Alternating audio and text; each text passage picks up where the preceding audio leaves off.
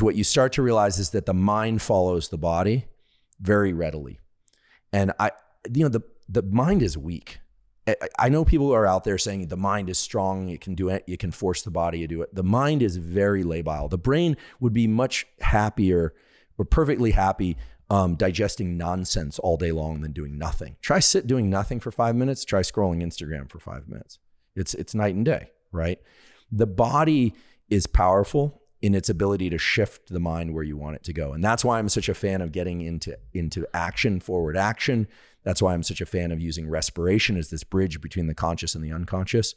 And I believe in thought and thinking and hard problem solving too. I mean, I define an intellectual as somebody that can really appreciate and understand something at multiple levels of detail, but I think it's all intellectualism on its own, just being in your head is a terrible, terrible place to live. You should try, I believe, each day or every few days to get into a state of wordlessness outside of sleep. I'm a big believer in this, that running, not listening to audiobooks or anything, but just letting your mind drift is the substrate that allows, it's the precursor, I should say, that allows you to then sit down and do very focused work. If you're having trouble focusing, chances are you're focusing too much. That's basically what's happening. If you're having trouble focusing, chances are you're focusing too much in a distributed way. It's like an appetite. If you're just snacking all the time, it's just the meal doesn't taste quite as good. So running, any form of turning the brain, conscious thought, deliberate thought off will allow you to do incredibly deep work after that. But the mistake is just constantly digesting information. And so I think we need to be more structured about our waking states, but the body, in my opinion, should be the entry point. It sounds like in addition to the body directing the mind, there was also this deep connection that you learned from this mentor who got you into working out and fitness. There was also a true relationship with effort and reward, right? You work out, even with a successful workout, you're not going to start to see yourself putting on maybe muscle right away, but just the joy that comes from putting in a good workout. Whereas previously, and I think a lot of parents, who are listening to this podcast sometimes try to figure out, how can I create drives or intrinsic motivation for my child? And a lot of school, at least back, when you and I were in school too, it was much more common. It's changing a little bit now, was you kind of have to take the authority's word for the fact that the reward is going to come down the line. Yeah. And it doesn't always work. And it doesn't always work. No. And, and growing up where I grew up, I also saw a lot of people who went after that carrot and then they, for extrinsic reasons and did very well. And then later in life were very resentful, very unhappy. I think they still did quote unquote better in life because they positioned themselves to have options. So we can't deny that it buys you options. I guess I'm revealing some of my kind of hokey little secrets here, but for me, they've been very powerful. So I have a whiteboard in my gym at home, and but I used to just keep this in my notebook in the days when I went to places to work out. So I write down before every workout, I write, enjoy training hard. Because I had another mentor later while I was in college who he said, he didn't say enjoy your training. He said, enjoy training hard. So I've developed this relationship where I just love training hard. I love the feeling of failure. I actually really like failed repetitions. I like failing. I like finding out where I'm limited because I know that that's the road to the next segment of progress. And so do you think that came from like early skateboard culture, doing tricks and trying it and knowing that you expect that you're going to fall? Did that come then or did that come later on in life? Yeah, I'm trying to think about, to be in full disclosure, skateboarding was a really important part of my upbringing. And that was my family, basically. I basically just was part of this big pack of kids and there were no parents and we were all feral and we had a lot of fun. And unfortunately, a lot of them met kind of a sad fate. Some of them did incredibly well, but I have great some people might see skateboarding as just those like clickety clackety things going down the sidewalk. But there's a whole world of that's self-regulated, that I have deep respect for. But in full disclosure, I wasn't one of the good skateboarders. My body wasn't strong. That's why I started working out, because I was getting hurt all the time.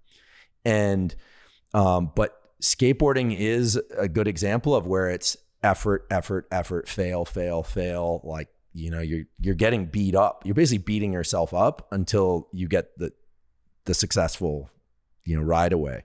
And that is incredible. I don't think I cultivated it there. For me, it was really in college, starting in my second year, because I also had to leave college for poor performance and other reasons, none of which I'm proud of at all. But when I finally decided to just bite down and really do it, I mean, I experienced so much physical agitation. But I realized that the information was in the books, like it was there. So it's not like I had to go, it was complicated sometimes to understand or remember, but that there's nothing simpler than something being presented to you. It doesn't get any easier than that. And that was hard. So, but I just got good at restricting my desire to get up from my chair. I got good at just pushing through. I also have to say that a big part of working through stress and agitation is giving up on the immediate rewards of some of the social stuff. Those were pretty isolated years for me. I had to not go to as many parties as I would have liked. I wasn't one of the cool kids, because I was studying all the time. I was working out all the time. So you have to be good at dealing with peer pressure. I mean, if you want to be successful in life, you definitely either want to surround yourself with people who are also ambitious in the things that you enjoy and love and want to be good at, sports or school. That really helps. I did not have those friends around me at that time. Or you have to be very good at pushing off peer pressure. And that will isolate you. I guess, they call that the empty elevator syndrome. If you hang around with people that don't care about something and you're doing a lot of it, they're going to give you a lot of flack about that. I guess I'm sort of orienting this towards young people, but at any stage of life, if you're taking steps to better yourself, you're going to find yourself pretty lonely for a little while. So I would spend all day Saturday at this park near where I was in college. I would get myself a couple of hamburgers because I liked them. I would go to In-N-Out Burger, get a couple double doubles, and I'd sit under this tree and study all day long. Then I'd sleep, wake up, I'd study some more, sleep. I go back, and that's Saturday night in college. You're supposed to be out having fun, and then Sunday morning I do a 12-mile run. I was a sicko, and slow run. I want to be clear. So that's it. Occasionally I would go to parties and I'd enjoy myself, but I started to find that I could predict that if I kept these behaviors up, that I was going to pass a lot of my peers. And competition is something that's interesting. I'm not an inherently competitive person. I'm not one of these people at the party. Like if you play ping pong with me, I'd sooner let you win than try and beat you. Like why? Let's just rally. Let's just play. I have friends that are really competitive. I've never been an inherently competitive person with anybody else. But if you start cultivating a sense that you have a goal and nothing's going to prevent you from getting to that because you are willing to put in the hours, that's a powerful feeling. And it can be taken too far. I've been told, my college girlfriend said, I created a monster. That's what she said, because she was always encouraging me to work harder. And then when I finally did, it went pretty extreme. But look, it's always easier to throttle back than to try and, make it from behind. And if you're somebody who hasn't invested a lot in any of these domains like academics or in health or in fitness, the important thing is to just get started and get consistent.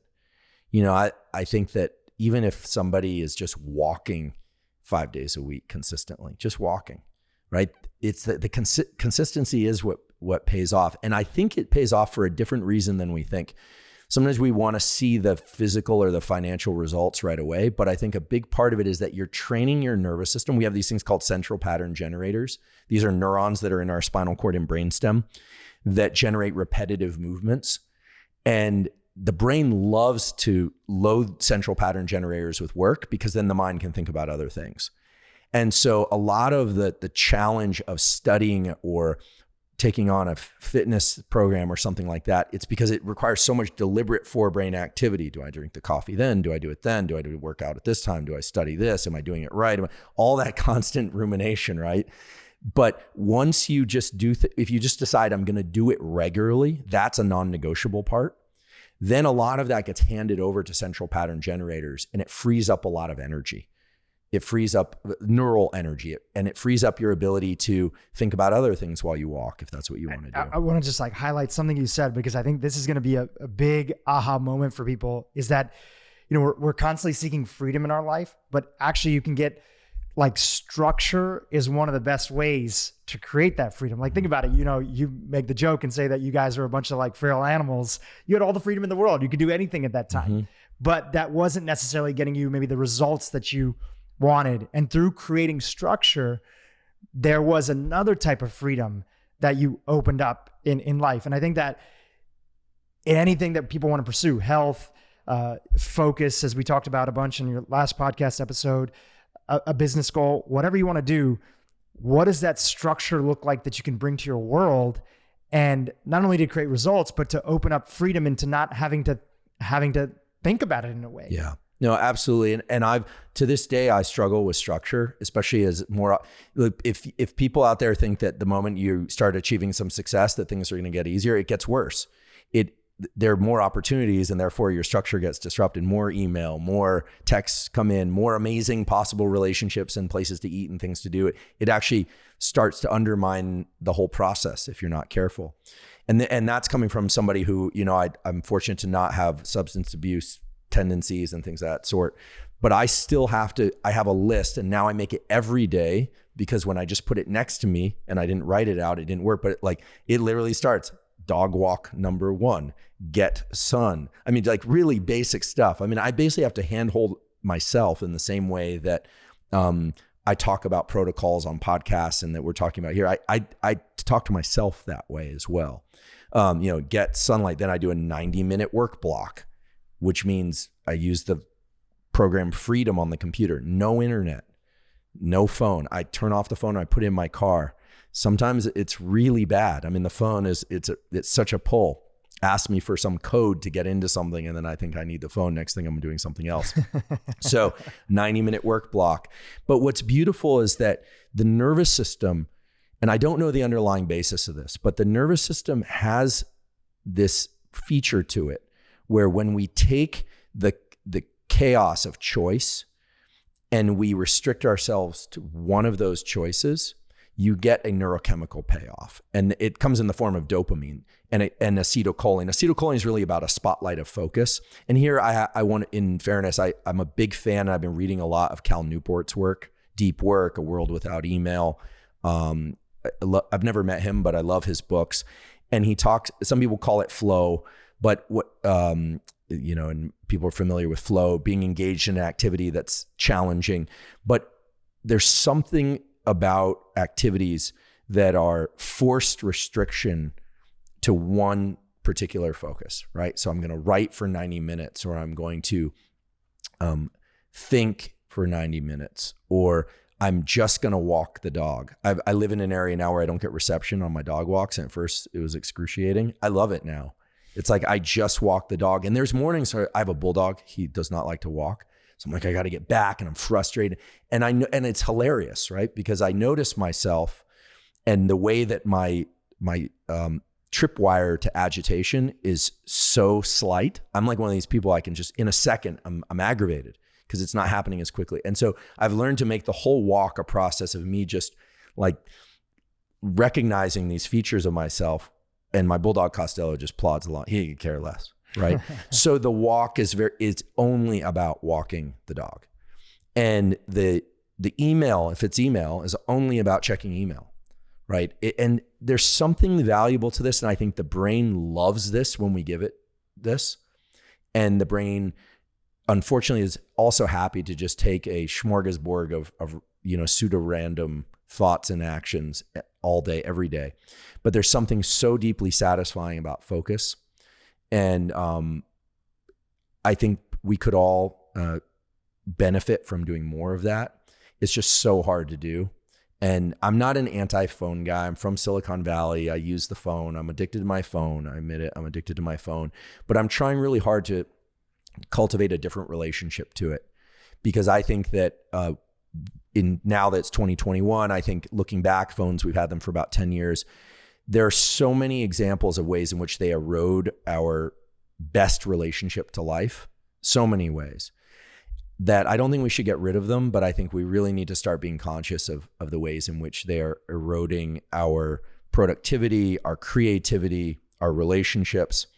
And I don't have any obvious answers to this. I just have tools that I use and that I've found to be of benefit. But I think in the next 5 years, we are going to see a shift toward people really moving away from phones in as much as we use them now. Yeah, it almost seems like in our evolutionary history, we have to be more of a student of focus now, whereas life circumstances would naturally pull us towards lifting that weight of focus a little bit on our own. You still had to apply effort, but it's almost like trying to get good sleep now with a lot of sounds going in the background, or somebody every so often coming and waking you up and saying, "Hey, are you okay?" And you're like, right. "I'm sleeping." Like, right. I just, that's tons of interference. Sleep. So it's almost like if you're not a student of focus today, I mean, most of my friends that have created, pretty large companies always tell me, and, we have this men's group that we meet up regularly and we chat.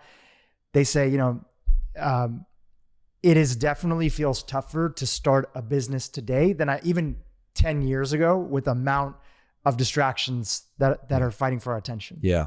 And there are different categories of people out there. And I want to be respectful of the fact that not everyone's trying to, build and create. But I would say if you're a creator, if you want to build something, business or write or music or sport or anything, I'll tell you, I'm fortunate to know a good number of very successful people. If you're a creator, you have to always ask yourself, are you playing offense? Are you playing defense? Or are you just bench warming? And most of the activities on the phone, not all of them, are in the defense or bench warming category. If you're a content creator, you want to be a content creator, you absolutely have to take the effort to create space in order to produce content. And that's going to require agitation and loneliness and frustration for brief periods of time. I'm not saying about for years of your life. I mean, for 5-10 minutes while you're not tending to the voices and the things that need you. And yeah, they need you and they will have anxiety and you will have yours. But people, if you're going to produce content, you need that to create that space. The other thing is that the phone is wonderful, right? You can turn on a Reverie hypnosis script and, just because it's there and you can use it. So I want to acknowledge its utility. It's a wonderful tool.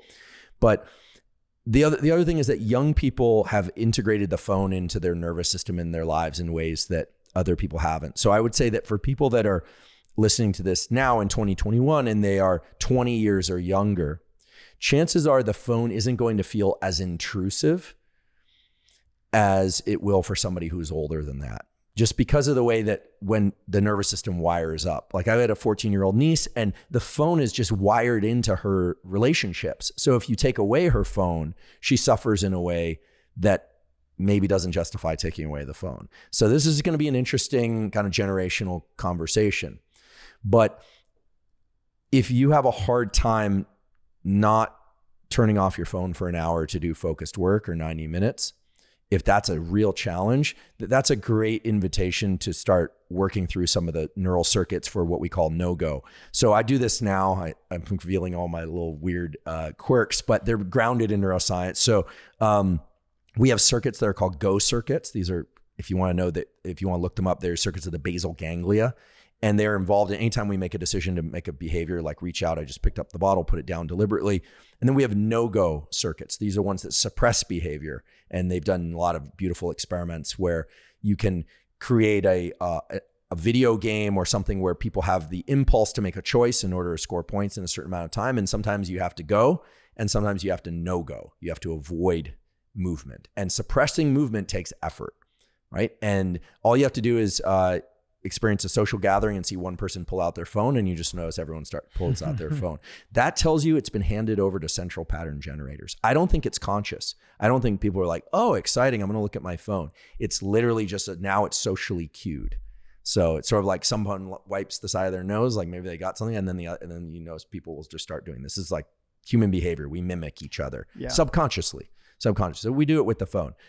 So I have this thing where I don't believe that we have as much attention deficit as people think. There's about 10% of the population that probably has legitimate attention deficit. It's getting worse and the numbers are creeping towards 12%, 15, and 20 in adults as well because of the phone, just to be totally honest. So this morning I experienced this. I went for a run. I was listening to music, and I wanted to see if I had reception and check something on my phone. And so I have a rule. I do 25 times a day. This is just my sense of order. 25 times a day, I try and suppress a desire to take an action. And I'll tell you, it was excruciating. I wanted to do it so badly. I don't even know why. It's just, I'm trying to override some circuitry to just look when I have reception, to just look at my phone, see where text messages or whatever, direct messages. So I get to the car, and I was like, whoa, I made it. Do I look now? And I thought, don't do it. Don't do it. I don't think I should do it. I should do it. And I sit there for about a minute. And this is crazy. Right? I'm a grown man, 45 years old, right? I should drive home. It's not, but I didn't do it. And I was like, this feels really good. So what I'm trying to do now is train myself to not be reflexive about the phone. And I think that requires a conscious effort. Eventually it'll become more automatic, in the same way that reaching for it became automatic. So these no-go circuits require a lot of energy, a lot of work, but we can train them up. And that's what's cool. And that's neuroplasticity, the brain's nervous system's ability to change in response to deliberate focus and experience. We're the only species, as far as we know, that can rewire our nervous system deliberately in this way. If other animals do it, like my dog Costello, if he tries to do this, he doesn't do it very well. But humans can do this. But the agitation of, the no-go effort is, I want to boldface and underline twice the word effort. It is supposed to feel challenging. So, I don't know that it's necessary. For some people might be very good at this. I think people who are older, 50, 60, they're probably better at this because their nervous system didn't incorporate the phone into their world quite as much. But, again, I don't want to demonize the phone, but I think learning to control one's behavior with the phone is going to be the distinction between those that are successful, I really believe this, and those that are not. And there will be a range there. It's not black and white, right? It's not a stark contrast. There'll be a number of shades of gray in between. But the better you are at controlling your relationship to distraction and to these impulses that draw you off track, the more you're going to be able to produce things. Also, the better you will be for relationships of all kinds. There are certain people that are more clued into this than others, but everybody appreciates like someone who's very present. I have a friend, it's why you introduce him to any of my girlfriends in the past, and they walk away. He's a really good friend, but I was always a little envious of him because they always go, he has the best presence. And you know what it is his phone never comes out of his pocket. And when you're with him, he's actually just talking to you. It's not that complicated. Or he's not even thinking about their phone. Some people don't have their phone out, but you can tell that they're kind of thinking, or they're waiting for that next moment. Exactly. And I think what you said is so beautiful, because it's not just present on the micro, our own individual relationships, our relationship with our work, but it's also present on the macro. There was this really great Harvard Business Review article, we'll link to it in the show notes, where it said, what's the difference between people and companies, right? So personal brands and companies that get a little bit successful. Why are people who get a little bit successful, why don't they go on to become uber successful, like extremely successful, when they already had that momentum? And a big part of it for both people and organizations, so anybody who's running teams, is distractions. As you get more successful, as you mentioned earlier, more opportunities come, more reasons to not focus. As a human level in our relationships, but also as a company level, you take on every opportunity instead of doing what got you there in the first place, which was doubling down on that focus. Right. So whether you run a team, whether this is in your household, whether it's just your own mind, for your relationships, for your own mental health, focus is deeply linked with your own sense of contentment, joy, and success, however you define it. Right. I absolutely agree. I'm still not through it all the way, but Cal Newport's book, A World Without Email, talks about this. I think he uses the phrase hyperactive hive mind in companies. This was adopted in the last 20 years or so, where it just seems like the more is better mentality, more interactions being better. And it's been shown, and he gives data to support this, that over and over again, the ability to just drop into focused work or work in small teams. I'm very blessed now. My podcast team is a wonderful group of 4 people, more or less. Having a small team is really beneficial. If you look in military special operations, they're very aware of limiting team size in terms of, operators that work in groups of, 4 to 6 to 8. you can do incredible outsized things when a small group like that. When things get too big, it just wicks out, and that's also when problems start arising. That's when people start making mistakes. Oversight is one source of that. Fatigue is another. And, I guess it is all to say that learning to cultivate a life of focus, and I should say it should be the way to support that is to have components of your day of wordlessness and defocus. I do want to emphasize that, because it's not about waking up and from morning till night being ultra focused, right? I don't do the make my bed first thing. I admit it. I sometimes like it happens midday. Okay. All right. I wouldn't make it in the military, but we knew that already anyway. So it's about being in recognition of where you're at and focused and dropping in deeply for certain portions of the day. But I also have a deliberate decompress time of my day, right? I take 30 minutes a day and I either take a nap or I do a yoga nidra, or I just let my mind go. But that does mean not mindless scrolling, although I do some mindless scrolling too. I allow myself that. But having periods of the day where you let the mind defocus and just kind of drift in the same way that your mind drifts a bit during sleep, that is what allows you to focus. So it very intensely afterward or on a consistent basis. So it's not about being a total animal from morning till night and then just expecting to switch off the thinking and go right to sleep. It's about, for me, there are really two 90-minute blocks, one early in the day and one later in the day, where I commit to doing really focused work twice a day. And I have to fight tooth and nail to create the space for those and to make sure it happens. And and I fail a lot, if something gets in the way and I don't do that, I just try and get back on track as quickly as possible. I don't bring my phone. I put my phone on airplane mode when I'm training and doing any kind of physical work now, because it's just too distracting. I want to go back to something you shared earlier, which was this idea of a committee. You have these the people in your life, whether you know them and some people you don't know, that are kind of, Seth Godin sometimes says, like, you don't always need a mentor, but you can have heroes in your life, right? People that you look up to. Who would be some other people that are on that committee of yours? People that you kind of like look to, even if you don't know them personally, for guidance, inspiration, or a reminder of sort of that intrinsic quality inside of you that you see in them. Mm-hmm. Yeah. So the someone I keep in mind a lot is my graduate advisor, a woman by the name of Barbara Chapman. She's an excellent scientist. She passed away, unfortunately, too young, breast cancer, 50. But I think about Barbara a lot because her relationship to work was really special. She really understood what it was to be what we call a serious scientist. There's a phrase that scientists use, like, are they a serious scientist? Which is really about trying to seek truth.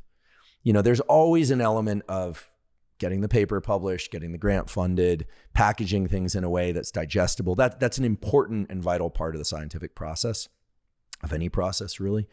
But she had this way in which she held the pursuit of facts, of truth, as holy above everything else. So I definitely keep Barbara in mind, because there is a way in which we can start to delude ourselves into thinking, that our ideas are strong when, have we really thought through all the alternatives here? Have we really done that? But also just the purity of it, just in a life of inquiry or of any kind, just to really try and get close to why I started doing it. I started doing science because I was curious about how we work in the mind and body. It was just genuine curiosity.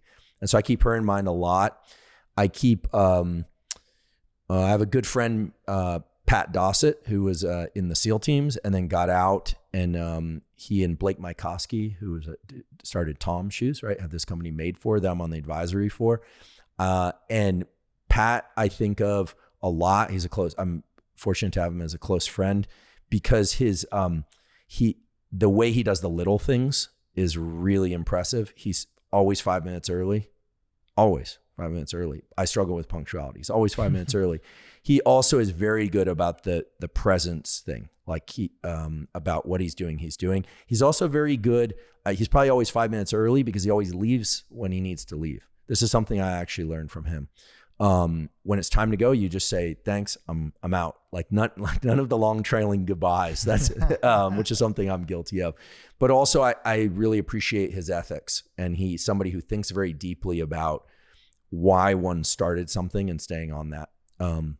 So those two, and of course there's so many amazing examples out there of impressive people, but they're the ones I think about a lot lately in terms of really trying to stay close to the central chord of why I'm here and what I'm trying to do, which is trying to discover and share knowledge in ways that are useful to people. And I'd be remiss. I'm sort of laughing in advance of this. I'm chuckling, but I think about my bulldog Costello way too much. I talk about him all the time now on my podcast and other podcasts, but I think about him a lot and the way he approaches life, because, dogs are incredible because you see tremendous variation in one species, dogs, of different temperaments and body sizes and behaviors. And his temperament is unique. It's stubborn and joyful and all. But like, there's something about stubbornness. He's so stubborn, and it's teaching me actually to be more stubborn about, like, I know what I like and I know why I'm here and what I'm doing. It took me a long time to find that, but I'm starting to become more, I'm trying to internalize Costello more. So he definitely has a spot at the committee table. And bulldogs are hedonists too. He loves sleep. And the way he eats food it's insane. He can devour like a huge bowl of food. So so I'm actually trying to cultivate a little bit more of his like love for food and love for sleep, and like really enjoy what it is I'm doing. And I'm also starting to become more and more stubborn, but maybe that's just aging. What are some of those early signs that, hey, we're not practicing digital minimalism and we might want to take an opportunity to reset here? Well, critical to minimalism is not applying it to your life as a generic goal. Oh, I want to be more digitally minimalist. Oh, I feel like I'm using technology too much. I'm being insufficiently minimalist. That doesn't mean anything, right? I mean, it's like in health. If you say, yeah, in general, my goal is to be a healthy eater. And, I'm kind of feeling like I'm not being so healthy, so let me try to be more healthy, right? You would say, what does that mean? No, you need to say, this is actually my nutritional philosophy, that I eat this and not this, and I have a plan. It's written down somewhere. I know very clearly what it means to fallen off of it. We need the same thing in the digital world. Don't just have a gestalt gut feel, am I using technology too much? Write down, these are the optional personal technologies I use. These are why I use each of these, and this is how I use each of these, where how can mean things like when, on what devices, what features, with what types of perhaps extra blocking software you might add to keep the experience more clean. You have it written down. Now you can revisit that and update that when circumstances require it. That's fine. Change what's on that list. But now it is crystal clear. What does it mean to fall off the bandwagon? I'm not doing this. And I think this is a real issue with digital minimalism, is that unlike other aspects of our life where we try to intentionally gain improvement, we stay too vague here. And we say things like, I think I'm on Instagram too much. I'm gonna stop trying to look at it in the evenings. Like, it's just, you get a vague feeling and then you throw out like a vague rule. And imagine if we tried that with food. I don't know, I'm eating, I just feel unhealthy. Maybe I'm going to not eat chips at night or something. That vague randomness is not going to turn around and have you be, 6 months later in incredibly good shape and feeling great. We got to be way more specific. That applies to our digital lives as well. On that note, I'd love to hear your thoughts on this. Some of the happiest friends that I have, and I have a lot of them, I'm very fortunate when it comes to their relationship with social media. And many of these people are New York Times bestselling authors. They've built very successful businesses. One of the things that they do is they have some version of this rule, which is, I go on social media to basically post, and I don't really interact with a lot of content from other people. It's a little bit of a selfish rule, but that's part of what they need to stay happy. One of those individuals is my business partner, Dr. Mark Hyman, is that he doesn't really post these days on social media very much, but if he has to go online for an Instagram Live or do something, he logs on for it, uses as a tool for that. And then people often ask, how does he deal with all the criticisms that are out there about him and the people talking or saying this or that? It's like, he just doesn't see it, and he just focuses on his work. And if people have thoughtful feedback for him, that's great. but he just uses it in a very selfish manner. Is that one example of what digital minimalism could look like in somebody's life? That I'm going to have a rule that I go on and I'm not consuming, but I'm going on to post something or share my work with other people. That's real common. There's a lot of authors when they go through an exercise of digital minimalism say, it's good for my audience that I do whatever. I like my friend Ryan Holiday post a stoic quote every day, and you know what? That's useful. There's people who follow me just to see that quote every day, and his thing is the daily stoic, so it makes sense to have a daily piece of advice. But he's not on there reading. It makes a lot of sense. You're being very clear about it. Another example like this that came up a lot when I was doing research for one of my books was artists. So I learned that visual artists have experienced a real sort of renaissance essentially because of Instagram in a very specific way. If you're a visual artist, your creativity depends on being exposed to lots of other art within your genre because you have to take in all these different things people are doing. Your mind chops it up and reassembles it, and that's where the creative insight comes from. So it used to be if you're going to be a successful visual artist, you had to live in one of a small number of cities where these artists were showing their work. Instagram has a whole art subculture where artists show their work online on Instagram. So now, you can live in Topeka and be exposed to a very narrow and interesting niche of art from all around the world. So there was like this real benefit for visual artists. But I had a bunch of visual artists go through this exercise of becoming digital minimalist. And when they could identify that was what they needed to do on Instagram, that was the value they were getting, they could quickly say, oh, well, let me take it off my phone. I don't need to be on there posting. I'm just going to follow 10 artists whose work I really respect. And I'm going to have a ritual. It's going to be Friday night at 5. I have a glass of wine. It takes me 20 minutes. I look at everything they've posted. It's very inspiring. And that's my only interaction with Instagram all week. They work backwards from what's the real value I get out of this? And then how can I isolate that and get rid of all of the extraneous pull of their attention and negative externalities. And so there's a lot of ways you could, when you focus on what matters to me with this tech and you work backwards from that, there's so many options that are so interesting about how you engage with it and also so much more healthy. I'd love to chat about your story a little bit in the context of this. What matters to you and how did that lead to some of these boundaries that not only that you've written about publicly, but that you embrace in your life? Yeah, I mean, it's a good question. I mean, I'm known, for example, in part for not having accounts on the standard social media platforms. I never have. It didn't hit me at the time when those platforms were first launched. I didn't really see the utilitarian argument to be on them. Most people were joining these platforms early on just out of more exuberance. It's interesting. And I had things going on and said, I don't know about that. And then I got this interesting separation where I watched them spread and spread and spread. And I said, I just can't see a major benefit I'm going to get being on Facebook or Twitter or Instagram. And I see a lot of potential harms. So when it came to the things that matter to me professionally, which for me, it's all about the quality of thought.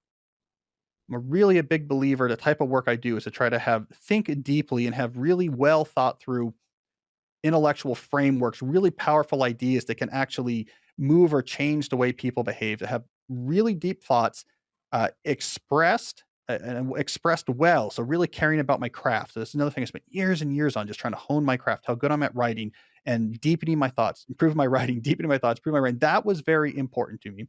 At some point I said, look, I think it would be good to have a closer feedback loop relationship with at least some subset of my audience, because that's how I can figure out what's important in their lives and how my work is impacting them. But instead of just signing up for all the social media services, I said, well, how do I want to do that? Like, let me trade all the cost and benefits. And so my online presence is much more independent, I would say. I have a website, blog, and email newsletter. I have a podcast. Like, this is all very independent. These are things I can control. They're not part of a larger platform. They're non-interactive in the sense that it's not lots of posting and random people commenting, right? I mean, it's a very sort of careful and intentional deployment that allows me to still have a tighter timeline feedback loop and connection with my audience, but helps me sidestep some of the negative externalities if I had to, for example, God forbid, be on Twitter all day, trying to be interesting and trying to get retweets and seeing all of the negative comments coming back. I would be a ruined man. if I had to do that. So I've just been very, very careful. I like technologies. I'm a huge internet booster. I'm very wary in particular of the platform monopolies and the negative externalities they incur. So I'm very carefully trying to navigate through this world to use this tech on my own terms. There's this quote that um, Naval Ravikant would share. He'd say, play stupid games, get stupid rewards. And a lot of what social media rewards is very extreme versions of sort of takes on things, more extreme than the way that people would normally talk about things in real life. And I think a lot of people feel like they have to play the algorithm to get the attention that's there. So you have this increasing pull to the extremes because people are feeling like they have to fight to get attention. And in a way, it sort of gives a much more pessimistic viewpoint of our fellow human beings. I think most people out there, most, not all, most people out there are good people. And they want to have, they'd be open to dialogue if you met them in person, and they'd probably act, quite normally.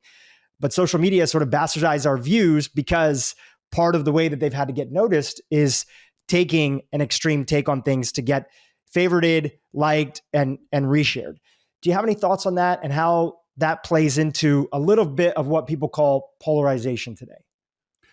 Yeah, I mean, it's the context of the social media interaction it's so toxic for a lot of reasons, and none of this was necessarily intentional. These were unintentional side effects of just the underlying dynamics of these platforms. But let's just take Twitter as an example, and why Twitter helps to enforce polarization. So there's what you're talking about, which is, I'm going to get more rewarded. Perhaps if I am more extreme, have a big take, that's going to get spread. But there's also an emergent enforcement mechanism, and this is just basic crowd dynamics, but crowd dynamics that explode into terrible places when you scale them to hundreds of millions of people, which is where they were never actually supposed to be deployed. There's an enforcement mechanism where, because feedback from your particular group hits you as so intense and so negative and makes you feel so bad, there is a real aversion to, I don't want to get tagged by my team because I literally chemically feel really bad.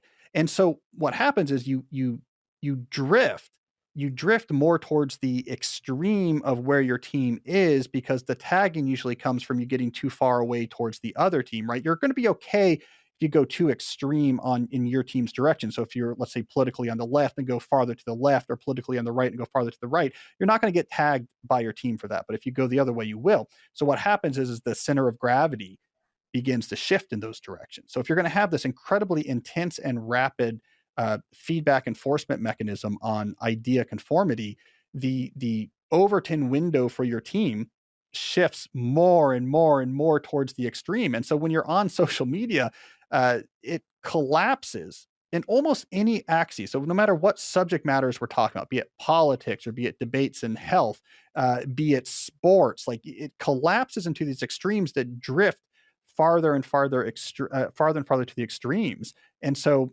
things get more polarized.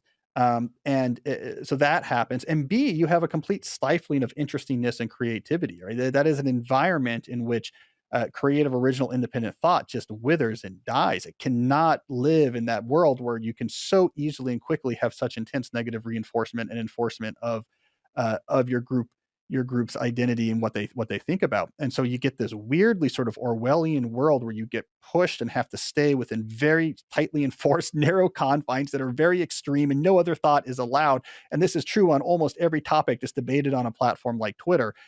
I think that's an intellectual wasteland and a misery making machine. I did an interview for GQ right at the beginning of the coronavirus pandemic, for example. And I said, let me tell you what one of the biggest public health interventions would be right now for mental health. And that'd be if we shut down Twitter. That if you came and you shut down Twitter, you're going to significantly improve the mental health of everyone in the year or two to follow. And I think that turned out to be absolutely right. So, and that's just one example among many, is that is an intellectual wasteland. It is not that dynamic on those platforms just is not a good place to be. I just don't see what comes good out of it. And then that feeds back into real life. So then if you're a political figure, you have young staff, They're very online. They are seeing what's going on Twitter. They think that's real life. That pushes the real life politician in that direction. You're a news reporter. If you're a news reporter, trust me, I know this from firsthand experience doing book tours. They're very online. So they see what's going on online. They think that's the real world. Their reporting shifts to sort of reflect the dynamics that you see on Twitter. So it then spills out into the real world. So we create this intellectual wasteland and misery making machine that stifles all creativity and makes people unhappy. And then we allow that to begin to pull the real world towards its reflection. It's like an anti-intellectual upside down. Use a Stranger Things analogy. So as you can tell, I'm maybe not too optimistic about the world that creates. And so excuse the rant, but there's very little good, I think, that has come out of. Not that there wasn't great potential for having really easy, low friction communication between anyone. And I think that's a great thing the internet can do, but it broke. Something about the way we set it up with these platforms, intentional or not, broke our brains. Knowing that, again, to make the parallel, you're talking about like shutting down Twitter would have been one of the best things for our mental health. And of course, we live in a society, luckily, where that can't easily be done by the authorities that are out there, which may have some consequences, like free speech will have some consequences. But overall, that protection is a generous protection that, many of us are able to do the things that we do. And the parallel example of like, sometimes I'll hear people say like, we need to just like ban processed foods or these other items, knowing that, again, that's not likely. And there's so many layers that are there that go into it. It seems to be that one of the ways of doing this is that we have to educate the population. And you're doing that through your work better than anybody that's out there, and coming on podcasts like mine and many others, and helping people understand, like, if you don't do this, here's what you're sacrificing, right? If you don't do this, here's what you are most likely going to give up. And going back to something that you mentioned at the beginning of the interview, which is the motivations that actually want us to step into this world of either digital minimalism or focused work, is by not setting up boundaries, we're only giving up our highest aspirations and goals and dreams in life. I say that facetiously, is that take what you care about. For the audience that's listening, take the areas in life that you genuinely want to make progress on, that you want to give back to the world, that you want to make a dent in your career, in your field. If we don't set up boundaries around our use of technology, we are at a great risk of sacrificing that thing that we care the most about. What are some examples that you've seen out there, even in your own life, actual things that you've run up against that if you didn't set up boundaries, you wouldn't have gotten some of your greatest work or contributions to society's done, and distractions would have kept in and swept away whatever it is that you wanted to work on? Well, so I don't have exposure to most of whatever the hum and distraction that's going on social media platforms, because I don't use them. And because of that, I was able to built a long-term writing career that's based on, I put my head down and I write for a long time. Like, I think things through, and I have my narrow audience. Do we have some interaction? People I've known for a long time as my newsletter subscribers, some of whom have been with me for 15 years. And then I put my head down and I write. I think it's made a big difference in my work, because the impact it has on my work is that it's often received as, well, this kind of came out of nowhere, or this seems like there's something original about this, or there's something about this is catching my attention. And the reason why I think it does that is because my voice, my approach, my techniques, how I cover the topics is not so formed by the constant battering back and forth interaction online, formed by all of the push and pull and ebbs on your intellectual tides from the likes and dislikes and the trends and the memes. And I'm not exposed to a lot of that. I sort of work on this stuff in isolation and bring it out into the world. And because it's divorced from that matrix of existing back and forth, whatever, I think it can be more impactful, because it can seem intellectual. If people have a hard time thinking like, well, I don't understand, like, what tribe do you fit into? And the reason why that baffles people, for example, is that if you're online, you have to fall into one of the tribes. You're being literally arrow shot at, well, not literally, opposite of literally, metaphorically arrow shot at you, and you have to go to one side of this field or the other or get punctured. And so it can be baffling for people. I don't see the right cues in the way you talk. Like, it should be really clear. You're on this team or that team or this team. And so I know if I like you or don't like you, and I don't understand where you exist, right? I mean, these type of things I think are actually to my advantage. And it's nothing special I did except for avoid deep exposure to this really artificial crowd dynamic that defines social media. I heard you in another interview talk about pivoting topics for a second. I heard you in another interview say that the advice that a lot of people commonly get, especially young people, which is follow your passion, might be or is completely missing the mark when it comes to fulfillment and its relationship with deep work. Can you talk a little bit more about that and that phrase that many people hear, follow your passion? Oh yeah, I went deep on that for a while, and let me just briefly step back and I'll give the audience a quick lay of the land here of my book, so we can place these things in time, so we can place the ideas in time. But basically, since 2012, the books I wrote were "So Good They Can't Ignore You," "Deep Work," "Digital Minimalism," and "A World Without Email." Okay, so those are the 4 books, and just to place everything in context, Deep Work and A World Without Email are all about my thoughts on distraction in the world of work and the rise of constant communication and what really matters in the workplace.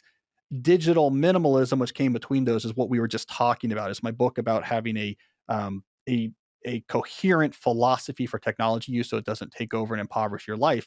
The first book in that sequence was So Good They Can't Ignore You. So this takes us back to 2012. This was the book in which I argued follow your passion is bad advice. And I didn't come at the project with that goal. I came at that project with a much more clear goal, which was to answer the question, how do people end up loving what they do for a living? So I thought that was a very interesting question. I was a postdoctoral associate at the time, about to go into the academic job market, and figured if there was any time in my life I was going to get a lot of leverage out of understanding what leads people to love their work, this would be that. I need to understand that now before I lock myself in for a job for life. And then I went out to research that book. And what was clear immediately is that the most commonly provided answer to that question is follow your passion. Then you do a little bit more research, and it becomes clear that that's nonsense advice. It's just nonsense advice. Here's the issue. First of all, it's new. You can trace the etymology of the phrase follow your passion. It arose in the late 1980s. This is not some sort of deep Aristotelian ethic for, how to actually be happy at work. This does not have some deep Christian roots. The Christian notion of calling is way more sophisticated. Calling might be something you really hate doing, but has a much deeper value to it. That's a much more rich and complicated topic. No, this idea that you're wired to do one thing, and if you match your work to that thing, you'll be happy. That's the late 1980s, early 1990s. It was like a very new thing. My generation was the first to be raised being told follow your passion was somehow good advice. And the two issues with it is A, most people do not come pre-wired with a pre-existing inclination that matches well to the existing array of modern 21st century knowledge work jobs. This idea that we're wired to do one thing, we can just discover that through introspection. There's no evidence that's widely true. For most people, that's not true. And two, we have a lot of research on workplace satisfaction and motivation. What we do not find in that research is that matching the content of your job to a pre-existing interest is somehow critical for you ending up feeling highly satisfied or deriving great meaning out of your work. That is just not a signal that shows up much in the research. Things like autonomy, impact, connectiveness, mastery, these we know are very important for feeling like your work is very influential. This notion that, oh, I was wired to be a social media brand manager for a pharmaceutical company, and so now I have to go out and find that job, and that's what's going to make me happy. This match is a simplistic idea. It's like a Disney movie narrative of how workplace satisfaction comes. The real story is more complicated but more interesting. And so I think the intention behind telling people to follow their passion is good. The intention is you should have the goal of being passionate about your work, which I agree with, but the content of the advice, that you have a passion, you have to identify and match it to your work, boom, you're set. That content is nonsense and probably makes people worse off. And it suffers a little bit from what would be kind of called loosely like the survivor bias. We hear the stories of people who say that I followed my passion, and then we attribute their success to that. For every person that is in that camp, there's also another 100 people or about 1,000 more that followed what they thought was their passion, maybe didn't have the right boundaries around protecting something that they genuinely wanted to investigate, got distracted by, social media and other sorts of things, and ended up on the other side of it where they never really were able to make anything out of that original pursuit that they wanted to have. Versus what I'm partly hearing from you is that it's hard work, and putting in the hard work and doing some of the heavy lifting the same way we would do heavy lifting with weights is what it requires to build up our focus and give continued attention to some pursuit that we want to investigate. Would that be accurate? That not only is that accurate, but the issue is even worse than survivorship bias. We have two biases that stack. So yes, there's a survivorship bias. So we don't hear from all the people who were sure they wanted to be whatever, sports writers or something, and it really didn't work out and they were miserable. We don't hear from them. But we have another bias that stacks on top of the survivors, which is I invent the term the self-reporter bias, which is most of the people who say, yes, my advice is to follow your passion. That's not what they did, and it's not what they really mean. Right. So I started that book talking about Steve Jobs giving his famous commencement address in 2000. I believe this was 2009 at Stanford, where he stood up there with the gown on, and he gave this very famous commencement address that was largely interpreted in part as him saying, follow your dreams. I mean, I went back and I pulled out the Stanford Daily News, and that's literally the headline. Jobs tells graduates class of 2009, follow your dreams or whatever. I went back and looked at the whole history of Steve Jobs really deeply. This was before the Isaacson biography. I actually talked to people who were there early on. I talked to, for example, the person who bought the first Apple One circuit boards from Jobs and Wozniak at the Byte Shop in Mountain View. And the story is very clear that he didn't follow a passion to be a computer entrepreneur. In fact, I uncovered evidence that in the same calendar year that Apple was started, he was fired from his technology job for not caring. He disappeared to go to a commune in Northern California. And when he came back, like, I'm sorry, dude, like, you just are so lazy. Like, you obviously aren't interested in this. You're fired, right? This was not someone who had a burning passion to start a technology company. That came later. So when most people are saying follow your passion, what they really mean is follow the goal. You should have the goal of ending up passionate about your work. Don't settle for not being happy about your work because it's going to have such an impact on your life. You have to fight to get yourself into a career situation in which you're really passionate. That's what they mean, but they shorthand it to follow your passion. But there is that implication in follow your passion that you have the passion that you can pre-identify and follow. So it's not just survivorship bias, it's actually self-reporting bias. Like the people who say follow your passion didn't do that themselves. And the real story is exactly what you talked about. 9 times out of 10, if you talk to people who love what they do, the backbone of that whole trajectory is skill. They got good at things that were rare and valuable. They then deployed that skill as leverage to take control of their career, shape it towards things that resonate and away from things that don't. That type of leverage over your work because you're good at something that's rare and good at something that's valuable is the elixir that allows you to get all the other things that makes great work great. And it has very little to do with I am wired to do this one very particular job. If you take that analogy of career and we would think about how that would be overlaid to people's health pursuits and their health interest of feeling healthier so that they could be there for, their grandkids one day, or maybe losing some weight if that was one of their goals. How would we take that sort of layer that we just covered in here about continue to focus on something and be good at it? Could that and can that be applied to how people think about their goals in the context of health and wellness? Yeah, I think it definitely can generalize. I mean, let's step back and think about it with our abstraction hats on. So when we think about career satisfaction, the abstraction there is figuring out what are the things you want, what are like the valuable things, how do people get the valuable things? That's the key question, right? So in the world of work, when you ask those questions, what are the valuable things in work? And you find out, oh, it's not just matching to your passion. It's autonomy, it's mastery, it's a sense of impact or creativity, it's connection to other people, et cetera. You say, well, how do I get those things? And in the world of work, it turns out, well, you have to have something valuable to offer in return. Everyone wants those things. It's a market. You have to have something valuable to offer in return. And in work, that's going to be skill. So what do you need to do? Oh, let me focus really intensely on getting good real quick. And then you start thinking, how do I train my work skills like an athlete would train for competition? And you're off to the races. Well, you could apply that same mindset probably, right? If we're thinking about health, if we're thinking about well-being, you got to answer those two questions. Well, hey, what are the things I want? And make sure you have the right answers there. Like what am I really going for in my health or in my fitness that would really make a big difference in my life? And then you ask the second question, how do people actually get that?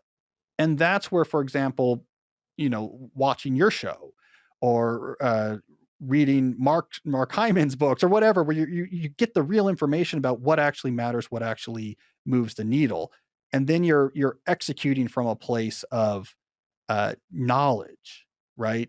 But that's systematic. I think people aren't that systematic. They're more instinctual and gut. Like, I feel bad about this. I like the way that thing intervention sounds. Let's just go do that.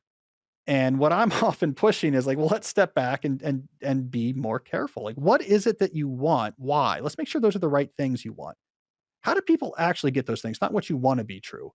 Oh, I can't just go buy 6 kettlebells and get up at 4 a.m. or something, and then I'm going to be better. Like, oh, I see how this works. I got to change this with my diet and change my routine and completely rethink my philosophy of this and that and understand insulin or whatever it happens to be. And you get to the reality of what actually matters. I'm a big believer of that. Find out what the real goal is, and then find out the real story about how people accomplish that goal, and then figure out, can I do that, and how can I integrate that into my life? So it's evidence-based, it's realistic, it's pragmatic. Most of the neuroscientists that I know, all the ones I know personally and other ones that I've heard of, don't watch the news or read newspapers. That's powerful.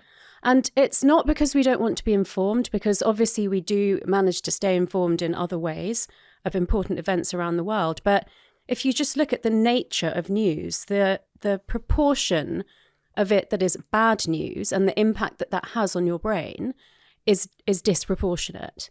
So the first thing is to curate your news feeds, your social media feeds, so that you're not getting bombarded with so much bad news, and you balance that out for yourself. Of course, life can be hard. So yes, you have to be resilient as well. But the first thing is to take charge of what you're actually feeding your brain. And that's everything from your diet to information. How is it that regularly exposing ourselves to negativity or sort of fear-based media, what does that do to the brain, and how is that actually happening? So we've come on to the subject of neuroplasticity, which is essentially neurons that fire together, wire together. Now, every time you meet somebody, experience an emotion, recall a memory, watch the news, neurons are firing in response to what you're experiencing through all of your senses and, the information that you're taking in. So neuroplasticity is an incredible thing, but what we need to not forget is that it can be as bad as it can be good. So if you repeatedly look at bad news, if you repeatedly obsess over a bad relationship or a breakup that you had, you are going to be embedding that wiring more deeply in your brain. So it's a force for good, but it also can be reinforced, I don't want to say bad, but unproductively. What are some of the habits and addictions that people, even maybe people listening today, that are dealing with certain behaviors they don't want? What are some examples of those that their brain is kind of been hijacked by this pathway, but for quote unquote bad, right? What would be some addictions, habits, behaviors that people are suffering from today that is an example of this? Yeah, so I like the way you framed that as not good or bad. We could say positive or negative, or just productive, non-productive. And so through my work, which is very varied. So I work with executives mostly in financial services. I teach at MIT Sloan. I work with a very different demographic through my social media and through, you know, people that read my book and listen to my podcast. But I see the same issues surfacing across the board. And this is based on the dopaminergic pathways in the brain, which are related to motivation. So motivation is the neurological mechanism that makes us seek something that's good for us. But motivation and addiction are on a spectrum. So something that used to be good for us, if we overdo it or we're doing it and somehow it's starting to actually not have the same effect, so we have to do more of a certain action to get the same reward, that can become destructive. And obviously drugs and alcohol are examples of that everyone will understand. But I'm talking about things like being a workaholic, so working excessive hours, over-exercising, particularly in a really high-intensity way that actually creates more cortisol and stress in the body. So basically screen time. And the story that I hear with this is it's really important in my job to be responsive. I always reply to emails straight away and I get rewarded for that. And then that can, at the other end of the spectrum, be I'm constantly scrolling social media. I'm working across time zones. I'm looking at my phone in the middle of the night. So you can see with all of those things how, you know, having a good work ethic is great, but working excessive hours and damaging your health and your relationships isn't. Doing, you know, not being sedentary is good, but exercising to the point, and I see it with the most high achieving people, you know, the high flyers, the professional services, the lawyers. I met a lawyer at a lunch party, and as soon as she said she does this intense, super intense, high, really like challenging exercise, the first thing I said to her was, you're exactly the kind of person that shouldn't be doing that. You should be doing yoga and walking. And she sort of said, I know, straight away, which means that you know that it's bad for you, but you still keep doing it because that original driver is exercise must be good for you. And I'm sweating out my stress by doing it. But it's just really good to step back every so often and check, is this still good for me? And the same with obviously using screens and social media. I'm going to jump around a little bit as we sort of stack and build a little bit of your background to the audience. We're, of course, going to come to your story, which is so fascinating. I'm going to go back to a little bit of the beginning of the interview because I think, you know, my audience here, this podcast used to be called the Broken Brain Podcast. We've done a lot of episodes on brain health. What my audience is not used to hearing so much about is an Oxford, MIT trained, you know, doctor, professor talking about manifestation. That is new for them. And maybe even some people thinking, is manifestation real? Is it not real? So I'd love to start off here. Tell us what manifestation is and tell us what it isn't.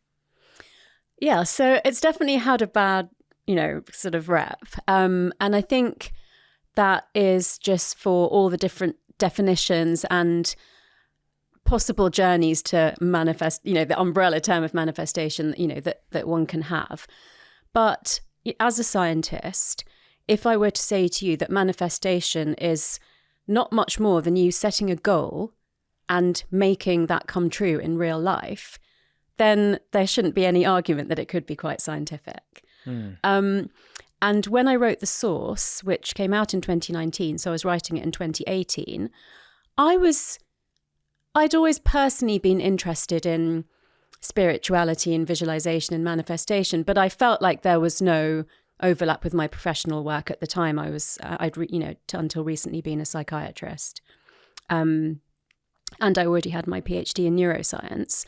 So when I started looking into the science behind manifestation, for me personally, I had to be able to explain it based on cognitive science, which is psychology and neuroscience, just for it to make sense to me. That wasn't necessarily even the book that I was going to write, but I had to feel like, okay, I really understand how this works. And then what am I going to do with that? How am I going to share that with people? But the fact that explaining manifestation through cognitive science means that it's your brain that makes these things come true felt extremely empowering.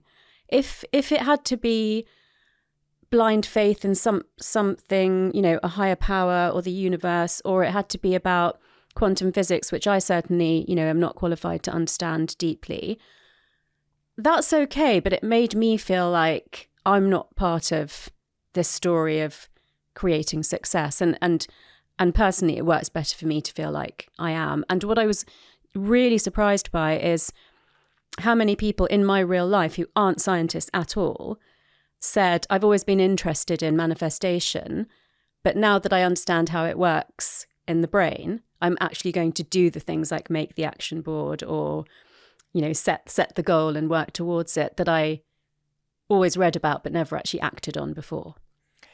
I think that's a beautiful phrase. You set a goal and you work towards it, but what you are clearly stating, if I got right, and please feel free to correct me, is that if you're tapping into the power of manifestation, you are just tapping into what is the most effective way to go about that process. Is that correct?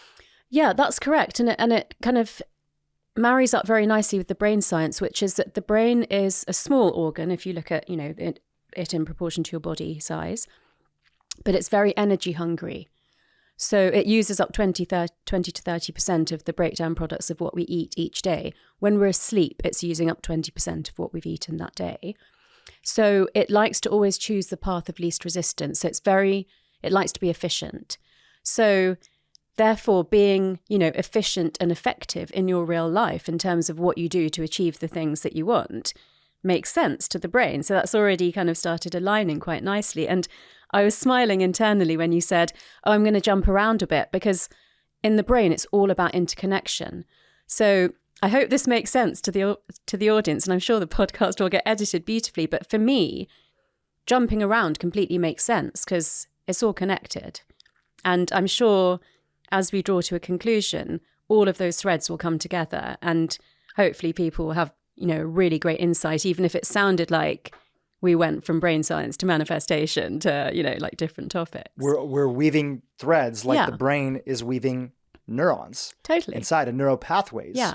And there's a deep connection that's there that you explained beautifully with that and manifestation. Now, one question about manifestation, is it that everybody, even the people who don't realize it, they're still tapping into the power of manifestation? They may not realize that they're actually manifesting things in their life that they say they don't want, but that their mind is completely preoccupied. How does that fit within your wheelhouse? Yeah. So like you said, it is a subject that has attracted skepticism in the past and still does to some extent.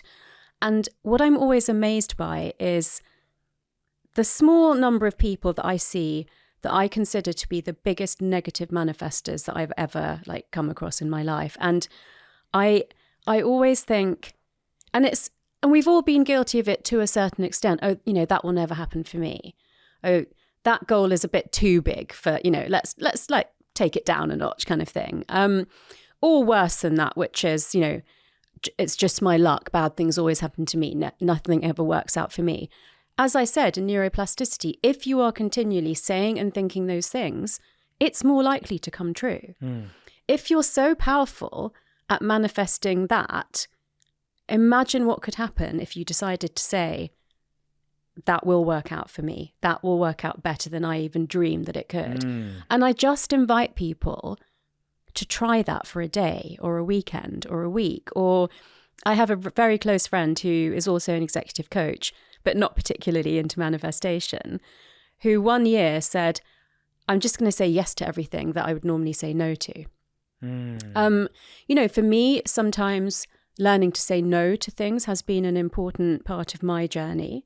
And I'll share something with you that I've never shared before, apart from with my close friends, which is just from the sort of upbringing and education that I had. So, you'll understand the expectation of first-generation immigrant Indian parents. And then I was very fortunate, had a very privileged education, but it was very competitive.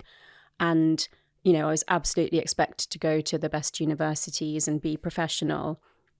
And that does leave this little girl inside that always thinks she's never going to be good enough.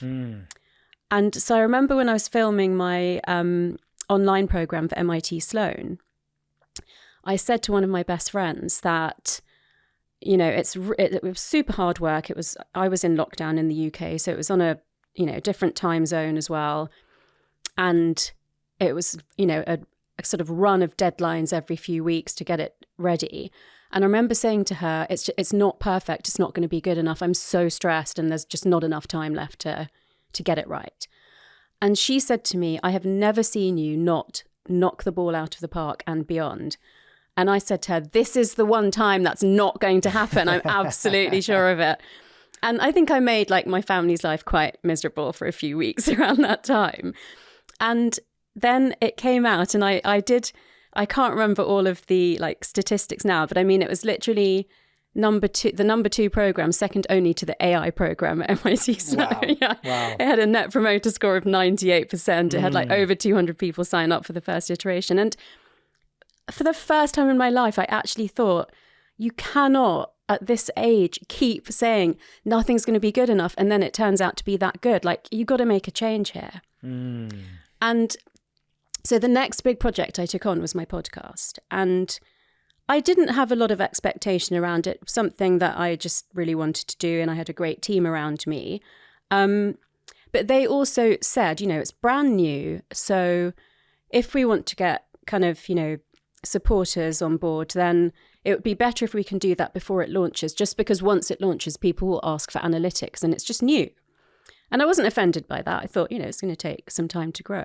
And quite quickly, but certainly by the end of season 1, it had charted to number 1 in the UK and the US on life sciences on Apple Podcasts. And for the first time in my life, I didn't say, I can't believe that happened. I said, I'm not surprised that happened. And that was a huge neuroplasticity change for me. So I still have to prove myself a bit by doing that again, because I've only done that once in my life. But it's things like that, like more intangible things like difficulty saying no, not prioritizing yourself, because your level of self-worth and deservingness are pivotal to manifestation.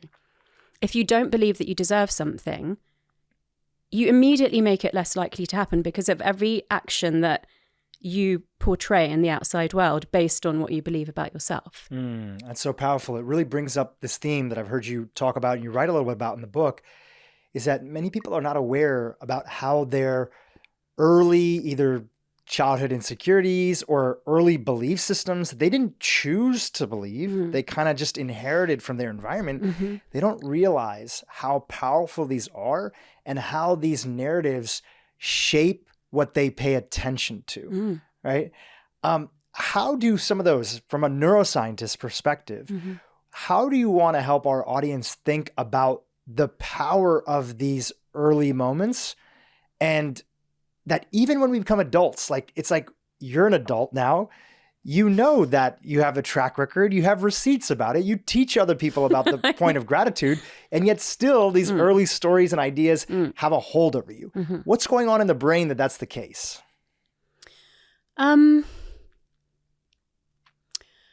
Well, there's several mechanisms that we could discuss here. But probably from the neuroscience point of view, the most fundamental one is that the longer that pathways have existed in your brain, the deeper they're buried, the more powerful effect they have on you, and the less conscious you are of that. So the earliest experiences, and that will tend to be about the family that you grew up in. And obviously there's concentric circles, because then there's the community that you grew up in, the school that you went to, and the politics of the country that you grew up in, and any major events that occurred sort of, in your young childhood. But if we just take it down to the family, because obviously the adults in your family and also teachers and community leaders are very, very important for children whose brains are so impressionable. You only really need one really striking role model in your life to have a huge impact on you, both either, positively or negatively. And so your survival depends on the love of your caregivers. And so you learn at a young age what is okay to do and what you shouldn't do to keep that safety and security around you. And I'm talking about things like the values that your family hold, the boundaries that are, acceptable or not acceptable in your family, the secrets that are kept in your family, who you identify with, and that will have been put onto you as a child because you won't decide that by yourself, but it'll be things like, oh, you're just like your mother, or you're just like your uncle, and that will Or you were mentioning in your family, like, we're a high achieving family. We have to do it this way. Yeah. So, there's a sort of a few things like that have a very, very strong impact early in life. And there's a whole other area that we could go into of epigenetics, which is a, really quickly growing field. But we certainly know that what happens in the womb is... We know a lot more about, that's not epigenetics. We know that is also very critical to what happens to you. So just at the most basic example, if a mother is stressed and she has high circulating levels of the stress hormone cortisol, that will of course affect the baby because they share the same blood supply. We know in animal experiments that pregnant mice that were given the smell of peppermint and given a mild electric shock at the same time, that when the baby mice were born, they were never given an electric shock, but they would have a stress response to the smell of peppermint. So that's the part about being in utero. And then we also know that now we know more about the fact that what happened to your parents throughout their lifetime and your grandparents and possibly even beyond that also has an effect on your neural wiring. So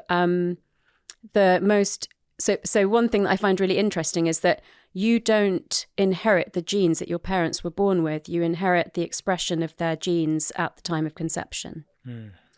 And further back than that, we know from Dutch famine disease and the Holocaust that there are switching on and switching off of the expression of certain genes that, will affect you in your life. And that can sometimes, it can be good, even if a bad thing happened. Like if a stressful thing happened, it can make you more resilient, or it can make you more prone to anxiety. So even there is a level of, I don't know if choice is the right word, but let's say maybe agency over how you use what you've been given to make the most of your, the life that you've got now. And certainly, like you said, in adulthood, there are things that you can look back on and reframe.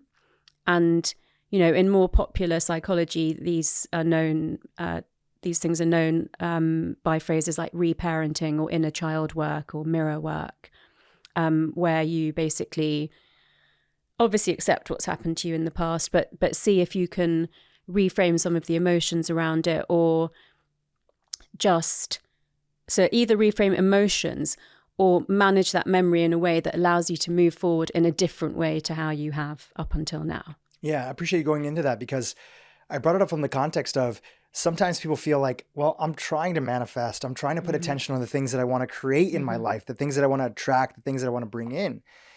And they don't often know, if they're not paying attention to it, that there might be still some background thoughts that you have to push up against, which, by the way, everybody has. Of course, there's degrees of trauma that people have went through, but everybody's gone through some version of an imprinting. And your parents were just doing the best that they could. They have their own imprinting. And a lot of times it wasn't even that they sat down and said, they didn't tell you to your face, like, you're not good enough, right? They would say certain things and we would infer from those situations. Some people did, and my heart goes out to them, have a parent that, just to straight up say, you're not good enough. So you go around constantly in your life, even when you're trying to achieve, even when you're trying to manifest, all you can see is that I'm not good enough. I'm not good enough. I'm not good enough. So I think that when we start to become aware that these thoughts are there, as we begin to put some of our resources into action boarding, vision boarding, manifestation, really take advantage of the power of the brain, we can say, okay, great. That's not my, it's funny when people believe everything that they think. Some of your thoughts are like popcorn. That's like your old high school coach, or that's your elementary teacher who said you don't have good handwriting or you're not creative. In fact, I think at one point in time, one of your beliefs as an example was, I'm not creative. What were some of the earliest experiences that you had that left that impression for you, just as an example for our audience? So I'd like to just say something before I go on to that, which has just come into my mind. Please, what you've jump just into said. it. Really important. So if you think about a pendulum swing of the formative experiences that you might have had as a child, and on, one side is extremely good, which may be, parents or teachers that have said you can do anything you set your mind to. On the other extreme, there may be not something as obvious as you're not good enough, but it may just be something like that's not the kind of job that you could end up in. That's not going to work out for you. It's better for you to do something else. So those two things are very obvious. We often remember those things consciously. And even the bad things, like that will never happen for you. Some of those things have spurred me on to achieve those things more because somebody told me that I couldn't do them.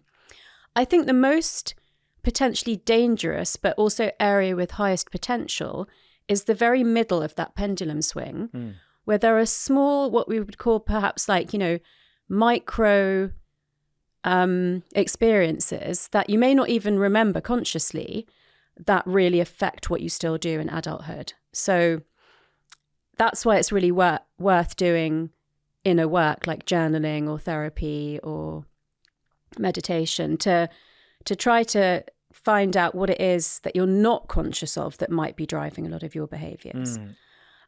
So yeah, mine is a very classic example. I found out once I started sharing it, and that's something I'm a big fan of, that there are lots of things that we hold secretly because there might be some shame around them. And when we share them, we tend to find out that a lot of people have, had similar we think we're the only person. Exactly. And then we start sharing and then other people raise their hand. Well, so my one, which was it's not like traumatic or anything, but my art teacher at high school said that because I wasn't good at drawing, that meant I wasn't creative. So I think I was about 15. I fully 100% believed that till I was at least 35. And that was okay because I did my science A-levels. I went to medical school. I became a doctor. It wasn't that relevant to my life, but it was certainly a lingering thought. It was only actually when I was giving a lecture at Stanford at the D School, which is a really interesting concept where they have... It's a design school, right? Yeah, it's a design school, but they take people from all the different faculties like medicine and engineering and, the arts, and they get them to sort of brainstorm and come up with ideas that you wouldn't come up with if you just stayed in your own. And I mentioned this to the guy that was running the D School at the time, and he said, well, that happened to me as well. And in fact, around our age group, there's a generation of people that believed they weren't creative because at that time, being creative meant that you could paint or sing. And it wasn't kind of a more expanded view of creativity that we have now. But even then, and that then for me went hand in hand with the fact that my English teacher said to me, you're so talented at acting that you should read English at Oxford and go to RADA and become an actress. And when I told my father, he literally said, over my dead body. Wow. And he said, go to medical school first and then you can do whatever you like. But obviously, once you've gone to medical school, it's quite tough to give Indian that. parents love to say that, but it's like interesting of how to make that pivot. Exactly. Especially here in America, at least you guys have a little bit better of sort of a higher education program. Yeah. You're not ending up with hundreds of thousands of dollars in debt, which is very common here. Yeah. But that's interesting advice for sure. Yeah. And, at that time, you really didn't see many Asian people on even the small screen. And it's been so fascinating for me to see that change in the last 10, 15 years. And so another thing that's really important in terms of manifestation and us overcoming some of these beliefs that we might hold about ourselves is giving ourselves examples of people that we identify with for whatever reason. It doesn't have to be actual skin color or anything like that, but that is somebody that feels like they're like you, that's achieved something that you want to achieve. I mean, your own past successes are great things to, write down, as I've said as well, so that when you're moving on to the next thing, you can say, here was something I didn't think I would achieve, but I did, so I know I can do it. If you really don't have an example of the specific thing that you're trying to achieve, then, I could have looked at you or Rongan or Rupi and said, well, they launched a really successful podcast, so that should help me to believe that I can as well. It's possible for me. Yeah, exactly. Yeah. And then, so in that area, there's 4 things that are important. So focusing on your own past successes, finding The kids these days call them receipts. Are Do you aware of that? No, I heard you use that word. I didn't know what, yeah. So they call it receipts. It's basically, here's proof that you went through this, right? It's your record. Just like you get a receipt for buying something, it's like, show me your receipts, which basically means like, hey, are you putting in the work? That's so cute. I love that. I'm going to take that lingo on.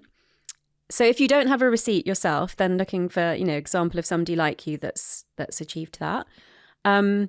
Keeping your brain and body in good condition. So the usual basics that I speak about, like sleep and diet and exercise. And then the last one, which is, coming full circle to the question that you first posed, is dealing with that voice in your head that tells you that you can't do it. And wherever that's coming from, whether it's your parents, your teachers, the past. And for that, I suggest people create their own personalized affirmation or mantra. So underneath every thought that we hold about ourselves is a belief that we're often not fully conscious of. So you need to do the work through self-reflection of digging under the recurring thought that you may have about something specific, finding out what it is that you believe about yourself that's driving that thought, and then create a statement that is the opposite of that belief. And just one clarification, these are recurrent thoughts. So like a negative recurrent thought, or sort of like a weighty, like it's kind of like it doesn't have a positive aspect to it. It's sort of negative, or maybe even slightly leaning neutral negative. Is that what you Something mean? That's holding you back. Something that's holding you back. Yeah. Okay, got it. And neuroplasticity really is boosted by repetition and emotional intensity. So either a recurring thought, or like you said, a weighty thought. And so this comes from Buddhism as well as neuroplasticity, which is that to replace a thought that you don't desire with a thought that you do desire, or that's going to help you to move forward, or that's going to unblock, what's not been happening up until now. So, if it's something like, I'll just use a really, really common one, which is, I'm not good enough, then you would change that to something quite bold. So not, I'm not a fan really of that phrase, I'm enough, because I think everybody is enough and needs to be like more, feel that they're more than that.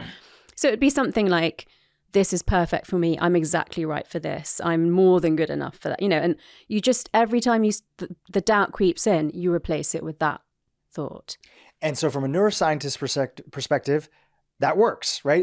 There's research behind it. Like, you've heard people anecdotally. I remember people kind of talking to that when I first got into the world of sort of positivity culture, reading about Tony Robbins or this person or that person when I was early in college.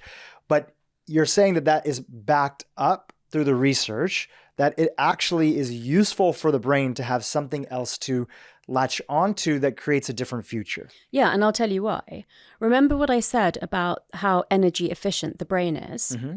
So basically, if a thought has been recurring or holds a strong emotional intensity, then it's probably it's aligned with a neural pathway that's probably made up of lots of neurons that have connected up together. And when a pathway in the brain is thicker, it's easier for the chemical and electrical signals to pass down that pathway. So and what's important to know in the brain is that you can't undo a neural pathway in the brain. The only thing you can do is overwrite it. So to create a pathway that is more energy efficient than the one that's already there. So by continually interrupting the negative thought and replacing it with the positive one, you will eventually get to the point where that pathway is stronger than the original one. I think I just had an aha moment, and it might be misguided, but you're going to correct me, right? That's why you're the expert and I'm the interviewer here. The aha moment that I had is that so many times I see people wanting to focus on the negative aspect of why they are the way they are, right? Which I'm sure there can be benefits. Obviously, you need to initially look at something, but it could be they want to use their thought power to say, and it's a reoccurring thought, like, oh my gosh, I'm so stupid. Like, why do I keep on doing things this way, right? Why do I keep on doing the same pattern? And that feels like you're just writing down that pathway again and again and again when you're using that phrase. instead of a little bit of gentleness that's there, which is tough. It takes practice, but going to something else, like going to another thought that's positive versus people. I think this might even go back to the dopamine connection, is that some people are addicted to beating themselves up. Do you ever see that out there? That people want to beat themselves up and say, oh my gosh, I'm so stupid. I always do that. Or I did that again. I just like, there's an addiction to wanting to do a little bit of self-harm. Is that a dopamine thing? So first of all of that language, I'm so stupid, why do I keep doing that, is, things that we all need to work on. So from what I've just shared with you, I would immediately try to change that to, I can be smarter than this. I don't always do that. Or I can change myself to not always doing that, so that's the start. Or I'm showing up the best that I can and I'm working on even being better, some version, like if whatever feels true to you, but is still towards the positive. Yeah. But you still have to have awareness to be able to do that in the first place. It's, it's like you said, some people are in the loop of, I'm so stupid, this always keeps happening to me. And so that will be a very complex mechanism in the brain made up of the whole array of neurotransmitters. Everything, beliefs, everything, all kind of intersecting which together. Are all, they're all underpinned by different neurotransmitters. But the way that it works is, so your amygdala is an almond-shaped object deep in the limbic system, which is the seat of your most basic primal emotions. Some people call it the first brain sometimes. Do you think of it that way? We've kind of our earliest brain, we've kind of moved beyond that. Yeah, we've kind of moved beyond that. It used to be called the reptilian brain, but and there are kind of, it's easy to think of the brain in like sort of three sections that have grown around each other, but our understanding of the brain is much more sophisticated now. So we like to think of it as systems that interact with each other, that are underpinned by these different neurotransmitters. And the brain is just a lot more complex than that, which we believed for a very long time. And it was only when we got scanning technologies that we've understood it a bit differently. So the amygdala is part of the limbic system. And it's to do with, that's where our emotions arise from in the first place. And then there's a whole kind of cascade system of biofeedback loops and stuff that affect how they, pan out in the brain and the body. And then the hippocampus, also part of the limbic system, is where our memories are formed and stored. So those two parts of the brain interact with each other a lot because obviously we lay down memories that are associated with emotions. And when, again, going back to what I said about when we're under stress, not feeling good about ourselves, that we have higher levels of cortisol, the stress hormone. When the brain detects that levels of cortisol are higher than they should be and they're staying high, one of the things it will do to keep you safe is that the amygdala and the hippocampus will get together and dredge up every bad memory of you having failed at something, telling you why you shouldn't take a risk and, go out there and try to make it better, telling you that you're stupid, that this will always happen to you, that you can't change it. Because if in that mode, let's say I was feeling like that this morning and then I came here to record the podcast with you, it probably wouldn't be, I wouldn't give my best performance. You'd be cautious, you'd be worried about saying stuff, you'd be second guessing yourself. Exactly. And, I wouldn't want to share as much personal information because I would think that could lead to me being criticized or ridiculed or humiliated. So it basically makes you hold back on, in a way, I feel like in that mode, the brain, when you need it the most, doesn't give you the things that can really help you. So for example, let's say I'd had a bad day today and I thought, well, I've never met Drew before, so I'm obviously not going to tell him like what's happened this morning because then he'll just think I'm a bad podcast guest. That's the way the brain will start justifying. Yeah. But if that had happened and I came here and I said, look, Drew, you've heard me on podcast before, you know what I'm capable of. I've just had this, really unexpected bad morning. How can we work together to make sure that this interview comes out the best that it possibly can, with you knowing that that's what's happened in the background? That would, completely change it. Yeah. So it's understanding that sometimes when we feel really under pressure, our brain isn't necessarily helping us. And the more work that we have done when things are, good or all right, the more we can have access to that awareness, which is so important in the moment, to be able to override this potential safety mechanism of the brain that's telling you, for actually survival reasons, that's telling you that you're stupid, that you shouldn't take a risk, that things will go wrong. Do you think that that's the brain's version of, also for some people it's fight and flight, but for other people it's maybe, is it the brain's version of pulling into the stress response of freeze? Like, do you think that sometimes comes in? We have fight or flight, but then we also have freeze, that some people just play dead when they feel like maybe they're not literally playing dead like the way that animals play dead, right? When they're being hunted and other things. And that's some ways, there's a ton of videos on this on YouTube and Instagram of an animal plays dead for a little while. The predator that was chasing it kind of gets distracted for a second because it thinks that it made the kill. And then the animal is able to dart off, right? The rabbit or whatever. Is part of us sort of tensing up in a moment, is that also tapping into that freeze response? Yeah, so basically fright is the thing that triggers us. In response to fright, we can either take flight, which is literally run away, or we can fight. Let's use a workplace scenario. That would kind of mean that you might yell at your boss or actually physically assault them, which you can't really do. So that's why in the modern day, we're more likely to freeze. And I love this example of animals playing dead. It's a really great kind of analogy for it. But we wouldn't obviously physically do that, but we would try to go under the radar. Let's hope that my boss doesn't notice me and picks on my team member instead because I'm not getting anything done at the moment, kind of, scenario. Or let's shut down and not bring up the things that could be actually helpful for people to work through. Exactly. It's like, I don't want to get beaten up, so let me just shut down in this moment. Yeah. And like I said, the blood flow in your brain is literally shutting down. It's going down to the survival centers so that you are able to get up in the morning, get dressed, look smart enough, go to work and sit at your desk, but you're not able to be productive, collaborative, creative, have healthy conflict. All of those things actually can, make things much, much better. So if I'm connecting the dots for myself correctly, what I'm hearing from you is that it's what we do when times are good, the training that we do, having the affirmation, diet, which you've mentioned previously, breathing, which is also a way to, continuously keep the blood flow high to the brain. And all the other things you talk about, we'll tease some of those out in a minute. It's the things that we do when times are good, and having the intent and the practice, I don't want to use the word willpower, but making it a priority when times are good, that supports us in these moments when times are bad. Is that accurate?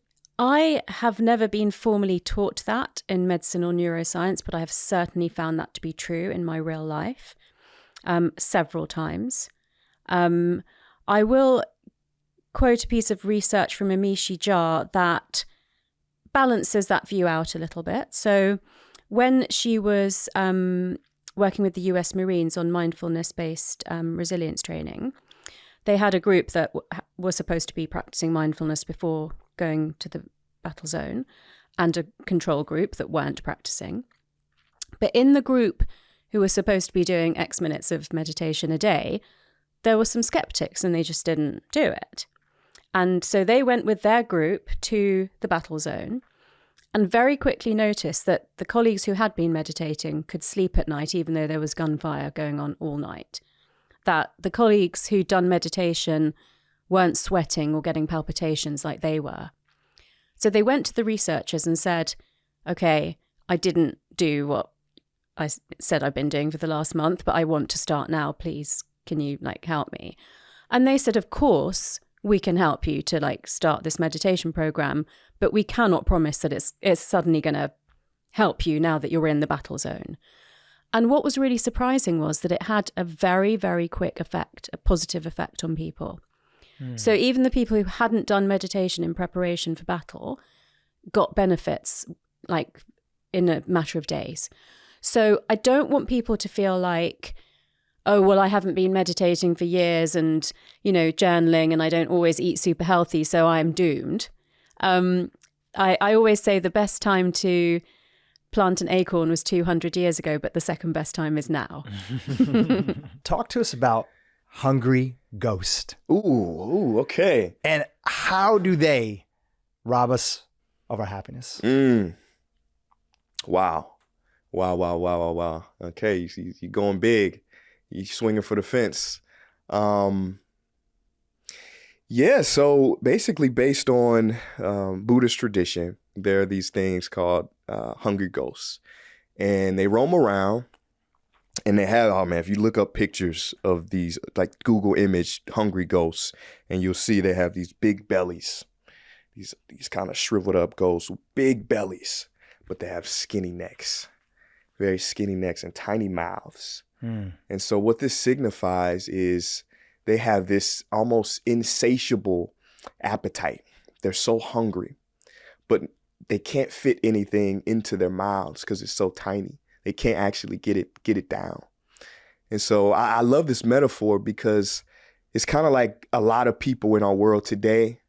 We search for material happiness. We search for accolades, numbers, and awards, and they never truly fulfill us. So we're on this quest, and it's like this elusive butterfly. We never actually catch it. We're never actually satiated. We never get that. So we roam around looking for the next thing, looking for this will be it. But we never actually get there. Jim Carrey has a very famous quote that I often recite. He said, "I wish everybody could be rich and famous, everybody, so that they could know that won't make them happy." In our world today, we're often presented with these ultra fancy lifestyles and lives that we aspire to have. And it's interesting when you get there, you're like, is this it? Because it's never actually the material good that you really want. It's the peace that you want. There's this guru, his name was Papa G. He gave this amazing metaphor. He said, okay, imagine that you wanted a microphone. You wanted this microphone. This is a Shure mic. It's a expensive $1,000 microphone. You had an old busted microphone, and you dreamt of this Shure microphone for years. You really wanted this mic. The sound quality is going to be amazing. You just wanted this thing in your hands. And then one day you finally got it. And you were so happy. Now the question is, did the microphone make you happy? Or was it the release from craving the microphone that made you happy? And oftentimes we confuse that there's nothing in this mic. There's no vitamins. There's nothing in here. So we confuse the object for what we really want, which is the peace from all objects, the stillness, the happiness. When we go to sleep at night, some of us, like myself, we invest in the best beds. I'll get the best mattress. I think in Portugal, my house in Portugal, got like an Emma mattress. I did all this research and finding what's the best mattress. You got the purple mattress. What's the best one? So that we can go to sleep and go to a place where nothing exists, not even ourselves. We're not there. We're not there to experience sleep. Somebody asks you, Drew, how did you sleep? Good. I don't know. You weren't there. So how can you say good? So the ego, the I totally disappeared. This is what I think everybody is looking for. And we confuse the objects for that deep happiness. And what happens is we wind up climbing a ladder of success. And when we get to the top, we realize it was leaning against the wrong wall. Talk about that in your own life.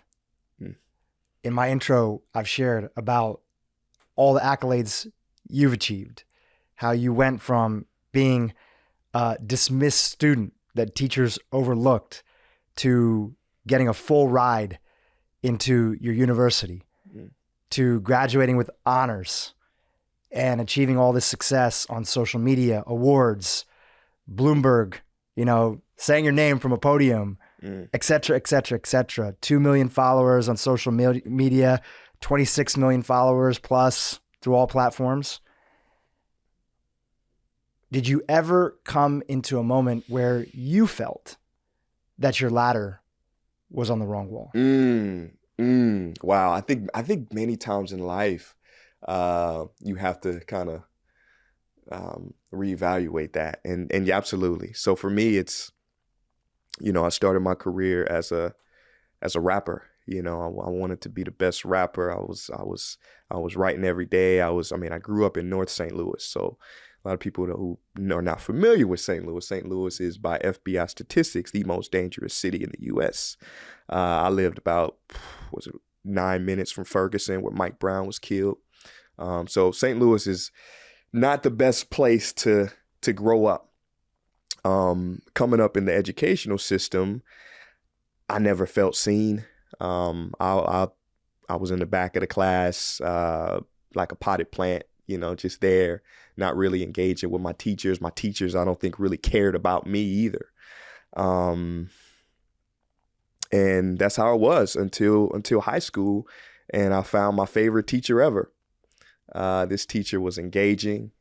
They made me curious. They were exciting. They had me, going to the library to research more and more about the topics that they were covering. And I tell people this, and I say, who's your favorite teacher? My favorite teacher was hip hop music. It changed everything for me. It not only changed my life, it saved my life.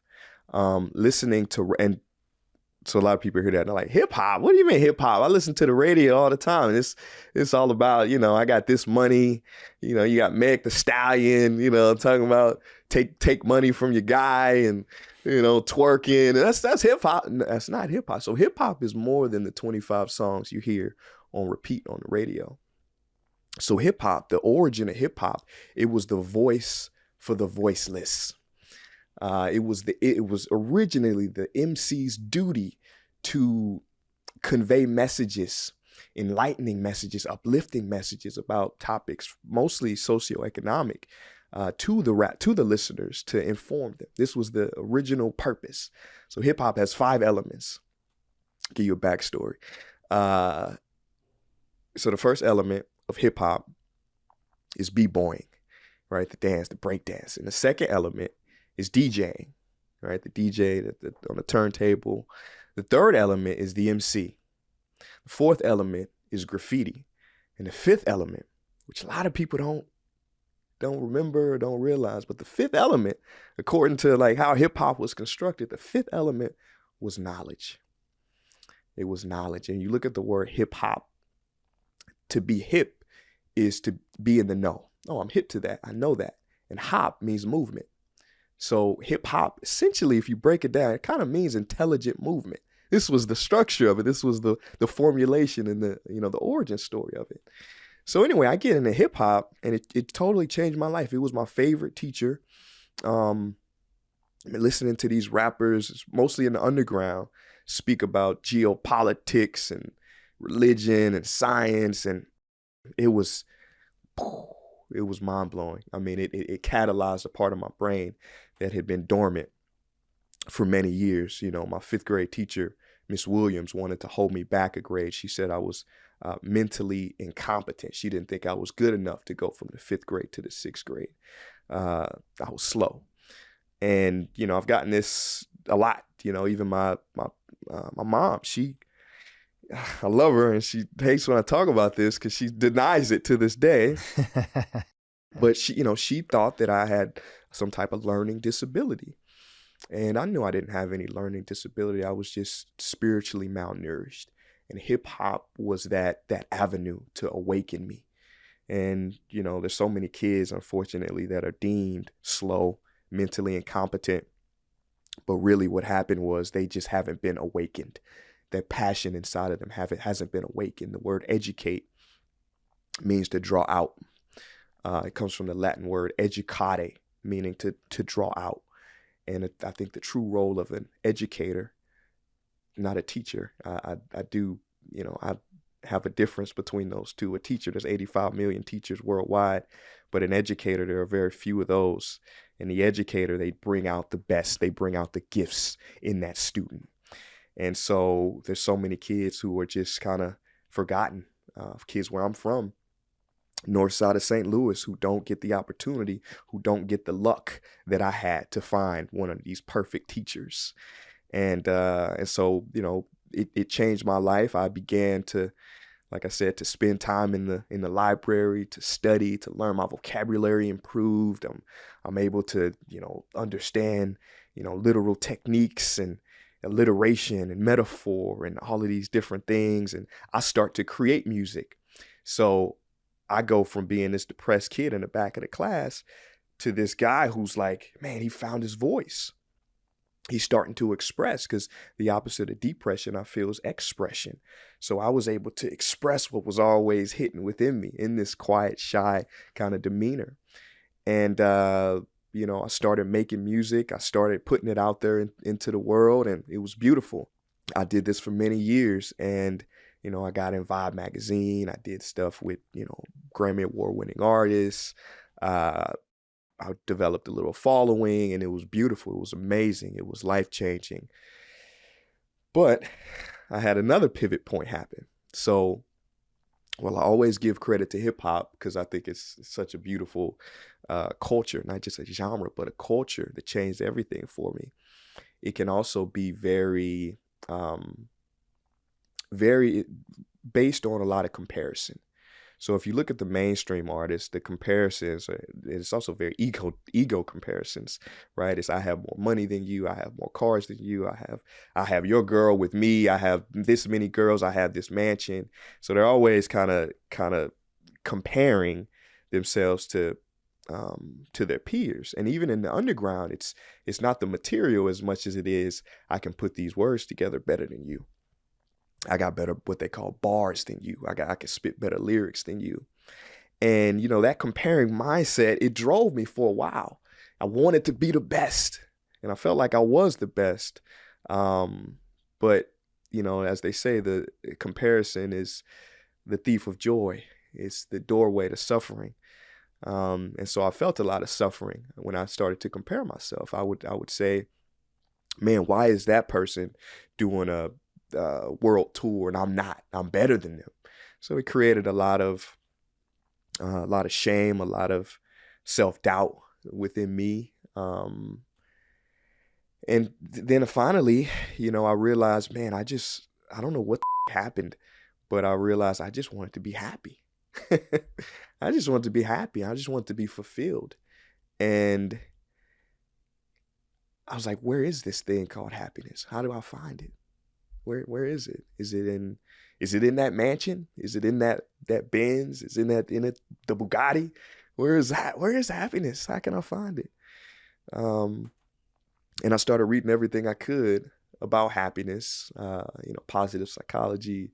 I started reading, I got my degree in anthropology, so that helped me to see the human species as an organism, and from a biological perspective. Okay, maybe it's the chemicals, maybe it's the nutrients, and then I started reading some of the spiritual traditions that I think were really the eye opener.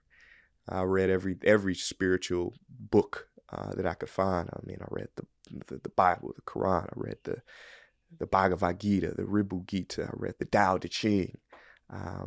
Every spiritual tradition. I studied the spiritual gurus, the Eckhart Tolles, the Ram Dasses, the Oprahs, and I found a commonality in what they were all saying, and it could most aptly be summed up from a guy named Wayne Dyer, who said, when you change the way you look at things, those things you look at change. And I mean, this is CBT, this is REBT, this is the power of changing your philosophy about something, your perspective about something. Was a big game changer for me, a big eye opener. And so from that point on, it wasn't about me trying to be the best rapper. I wasn't trying to, okay, how can I be on the world tour? How can I do this? It was more so about how can I serve? I went in deep meditation, and I was like, okay, how can I share some of these insights, whether they're scientific or whether they're spiritual, to people through my music? through my spoken word, and it switched to spoken word, which I basically slowed down everything so people could catch up. And so it became more so about service than it was about self-aggrandizement, and that was a big thing for me. And it was tough because everybody was like, Prince, don't quit. You've achieved so much. You've been in the magazines, you've been on that, you got best hip hop artist in St. Louis award, you've been on the radio. And for me, it was just about choosing true fulfillment, my definition of happiness, as opposed to what somebody else thought I should be doing. There's a story about Gandhi that I absolutely love. When Gandhi was back in the day, he was organizing a march, and he had all the group around, and for weeks they were organizing this march. They worked tirelessly, and the day before the march, Gandhi said, I'm not going to do it. And everybody around him was like, what? How can you? Are you a coward? How can you? What do you mean? We worked so hard on this. And he said, yeah, my commitment is to truth, not to consistency. My commitment is to truth, not to consistency. He didn't feel like the march was in his heart anymore. So his commitment was always to his heart, to truth, not to being consistent with something. And so many times in our lives, we're so consistent with something that's actually away from our true calling. And so for me, I got to that point where, should I continue to just to rap, to do music, or should I find something that's closer to where I am at this evolutionary stage in my life?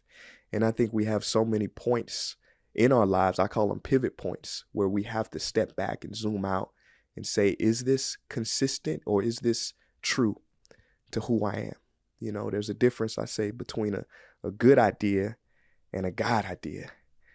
And they say the devil's most powerful weapon is to give you a good idea,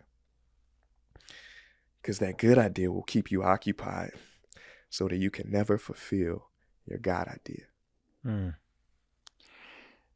One of the reasons I love hearing stories like yours, and thank you for that, and also reading biographies, autobiographies, is that no matter how different somebody else's life looks from the outside, when you hear the themes of what they went through, we're all living the same human experience. And in you sharing your story, somebody's listening today and they're a mom in Houston. They're a single dad that's living in San Francisco, trying to raise their daughter. They're a young teenager in India who is excited because they follow your work and now they see you on my YouTube page, right? Whoever it is. And even though their life looks completely maybe different on the outside than what you've been through and what your life looks like now, the themes all resonate within all of us. Yeah. One of the questions that I hear for people as they start to navigate and they get moved by hearing these stories like yours is, I'm having a hard time actually hearing my truth. I'm having a hard time listening to my gut. Everybody says, listen to your gut, find your truth, go for that God idea instead of that good idea. What do you feel gets in the way of us hearing that voice inside of us? You're talking about the noise versus the signal.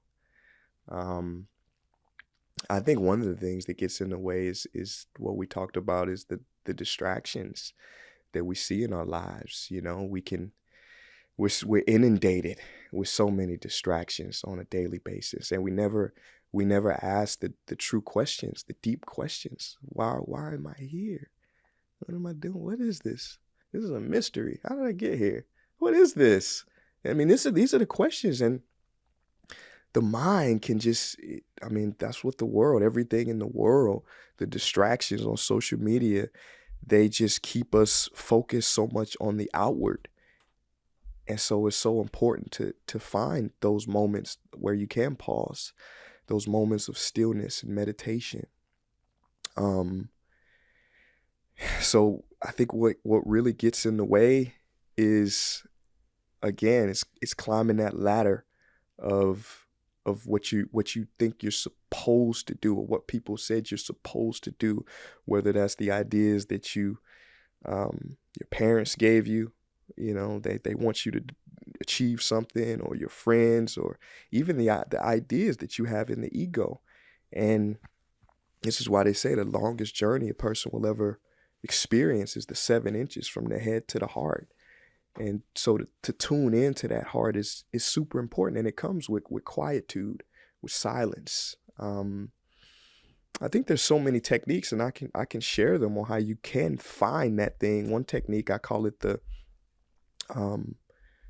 rule of 100. So what you do is you get a piece of paper and you write down 100 things that you want to accomplish in your life.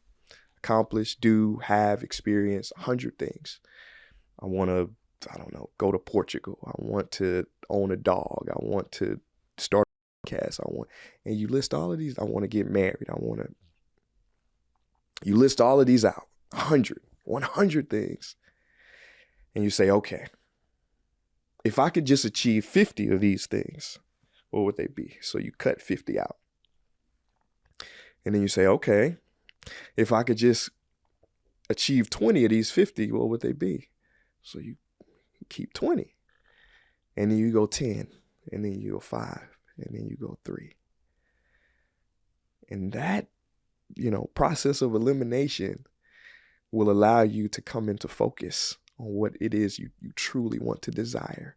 And I tell people every day you should be doing something to push the needle forward in those top 3 things.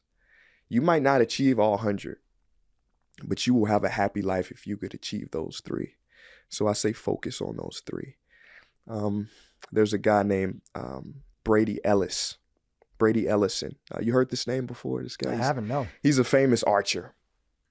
I think he's the best in the world. 100 yards away, he could hit a bullseye, and the next shot, he could split the arrow on that bullseye. He's great. He's amazing. And I tell people, me, I used to do archery when I was a kid, when I was a little boy with my dad. But I think, do you do archery, Drew? Nope. I think if I work with you for an hour, I could have you hitting the target with more accuracy, more precision, and more consistency than Brady Ellison could on his best day. Provided that we blindfolded Brady Ellison and turned him around a few times so he didn't know which way he was shooting. Then you say, Prince, that's silly, dude. How can a man hit a target and he can't even see? And I got a better question for you.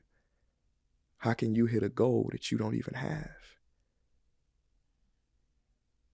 So that rule of 100 will get your goals exactly what your heart is meant for, those top 3. Another one I do, another technique, and this one has to do, it's a famous technique. It's been used by philosophers for thousands of years. The Stoics used it, the Greeks, the Romans. They used to have a skull on their desk side, and that skull represented a concept called memento mori, remember that you will die. So this is another one. So, when you talk about somebody, I don't know what to do, I don't know. When you start to consider the shortness of life, it can really bring you into a place of an egoless desire.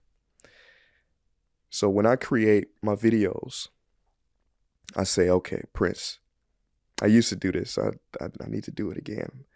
But I've created my most powerful pieces like this. I say, Prince, if this is the last video that you're ever going to make, and then it's curtains, you're done, what do you say? And what came out of that was, I sued the school system. It was, I am not black. Stop wasting your life.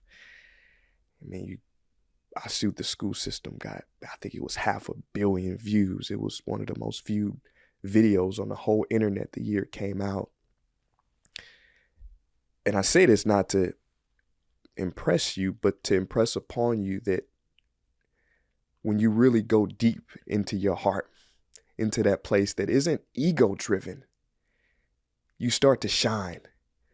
You go on what Joseph Campbell says that called the hero's journey. And when you're on that journey, you get helped by invisible hands. They come out to assist you. But you have to have the courage to say, okay, I'm not doing this for anybody else. I'm doing this because this is what I need to say. This is what I need to do. And I think great things happen from that, and I'm living proof of it.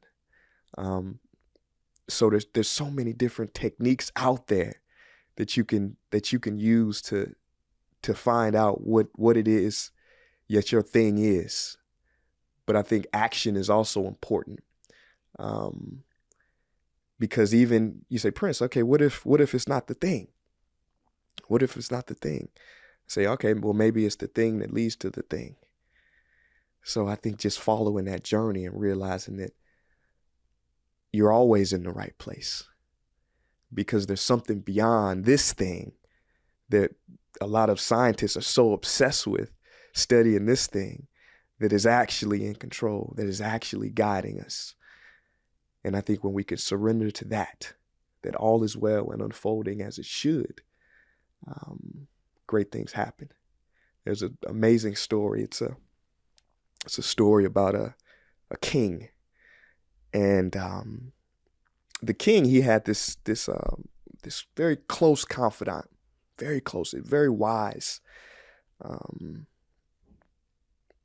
very wise guy who would always inform him of what to do, and he would always tell him, he said, King, all is well and unfolding as it should.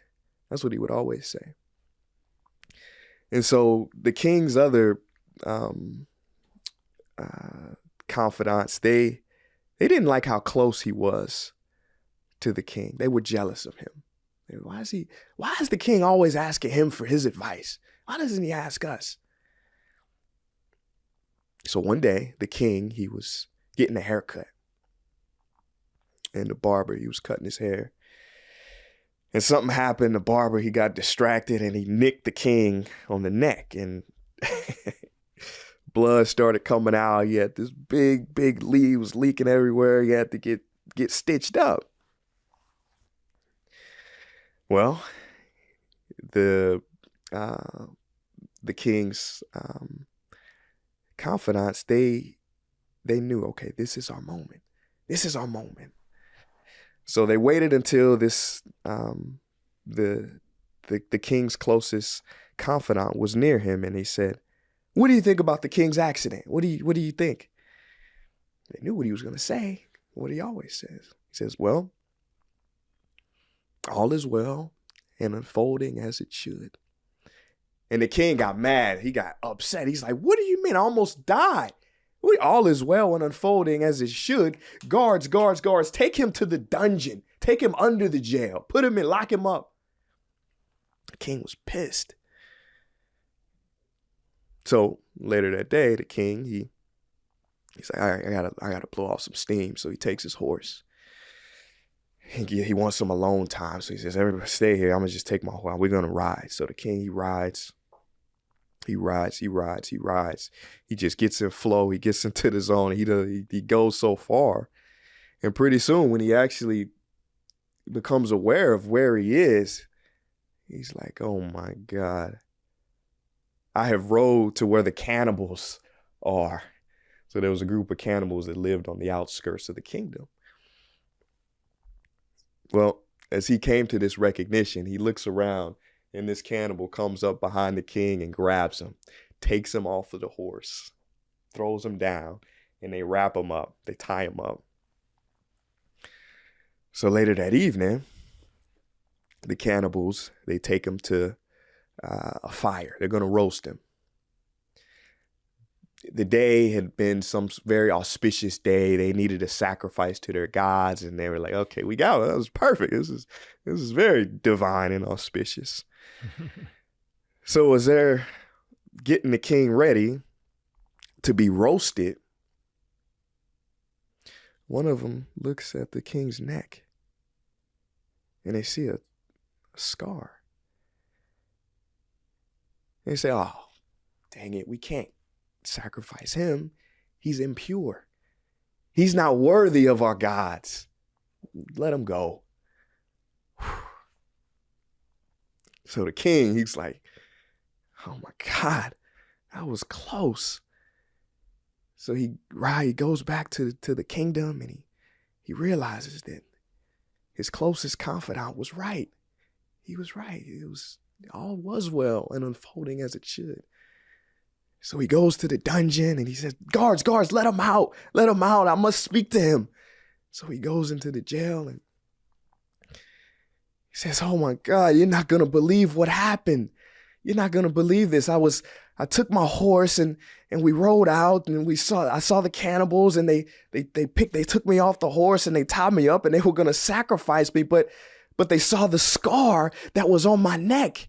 You said all was well and unfolding as it should, and you were right. They didn't sacrifice me because of the scar. You were right. Thank you. And the confidant, he looks at the king and he says, oh, that's good, king. But that's not all. He says, what is it? What do you mean? I'm so sorry. I locked you up. I'm so sorry. He says, yeah, that's not all. He says, okay, what? Who is your companion who usually accompanies you on your horseback rides? He says, you are. He says, that's right, king. And if I was there with you, they would have captured both of us. Yeah? And they would have sacrificed me instead of you had you not locked me in jail. All is well and unfolding as it should. I love this story because it shows a sense of trust. A sense of trust. How many times in our lives have we wanted something so bad, craved it, not gotten it, and realized, oh my God, what a blessing to have not have attained that. Hey YouTube, if you enjoyed what you just saw, keep watching for more great content on how to improve your brain and your life. Only you have the power to make yourself happy. You may not be able to control your circumstance, but you can control how you react to your circumstance. And in many ways, that's the truth about happiness. And also, of course, how you look at the world.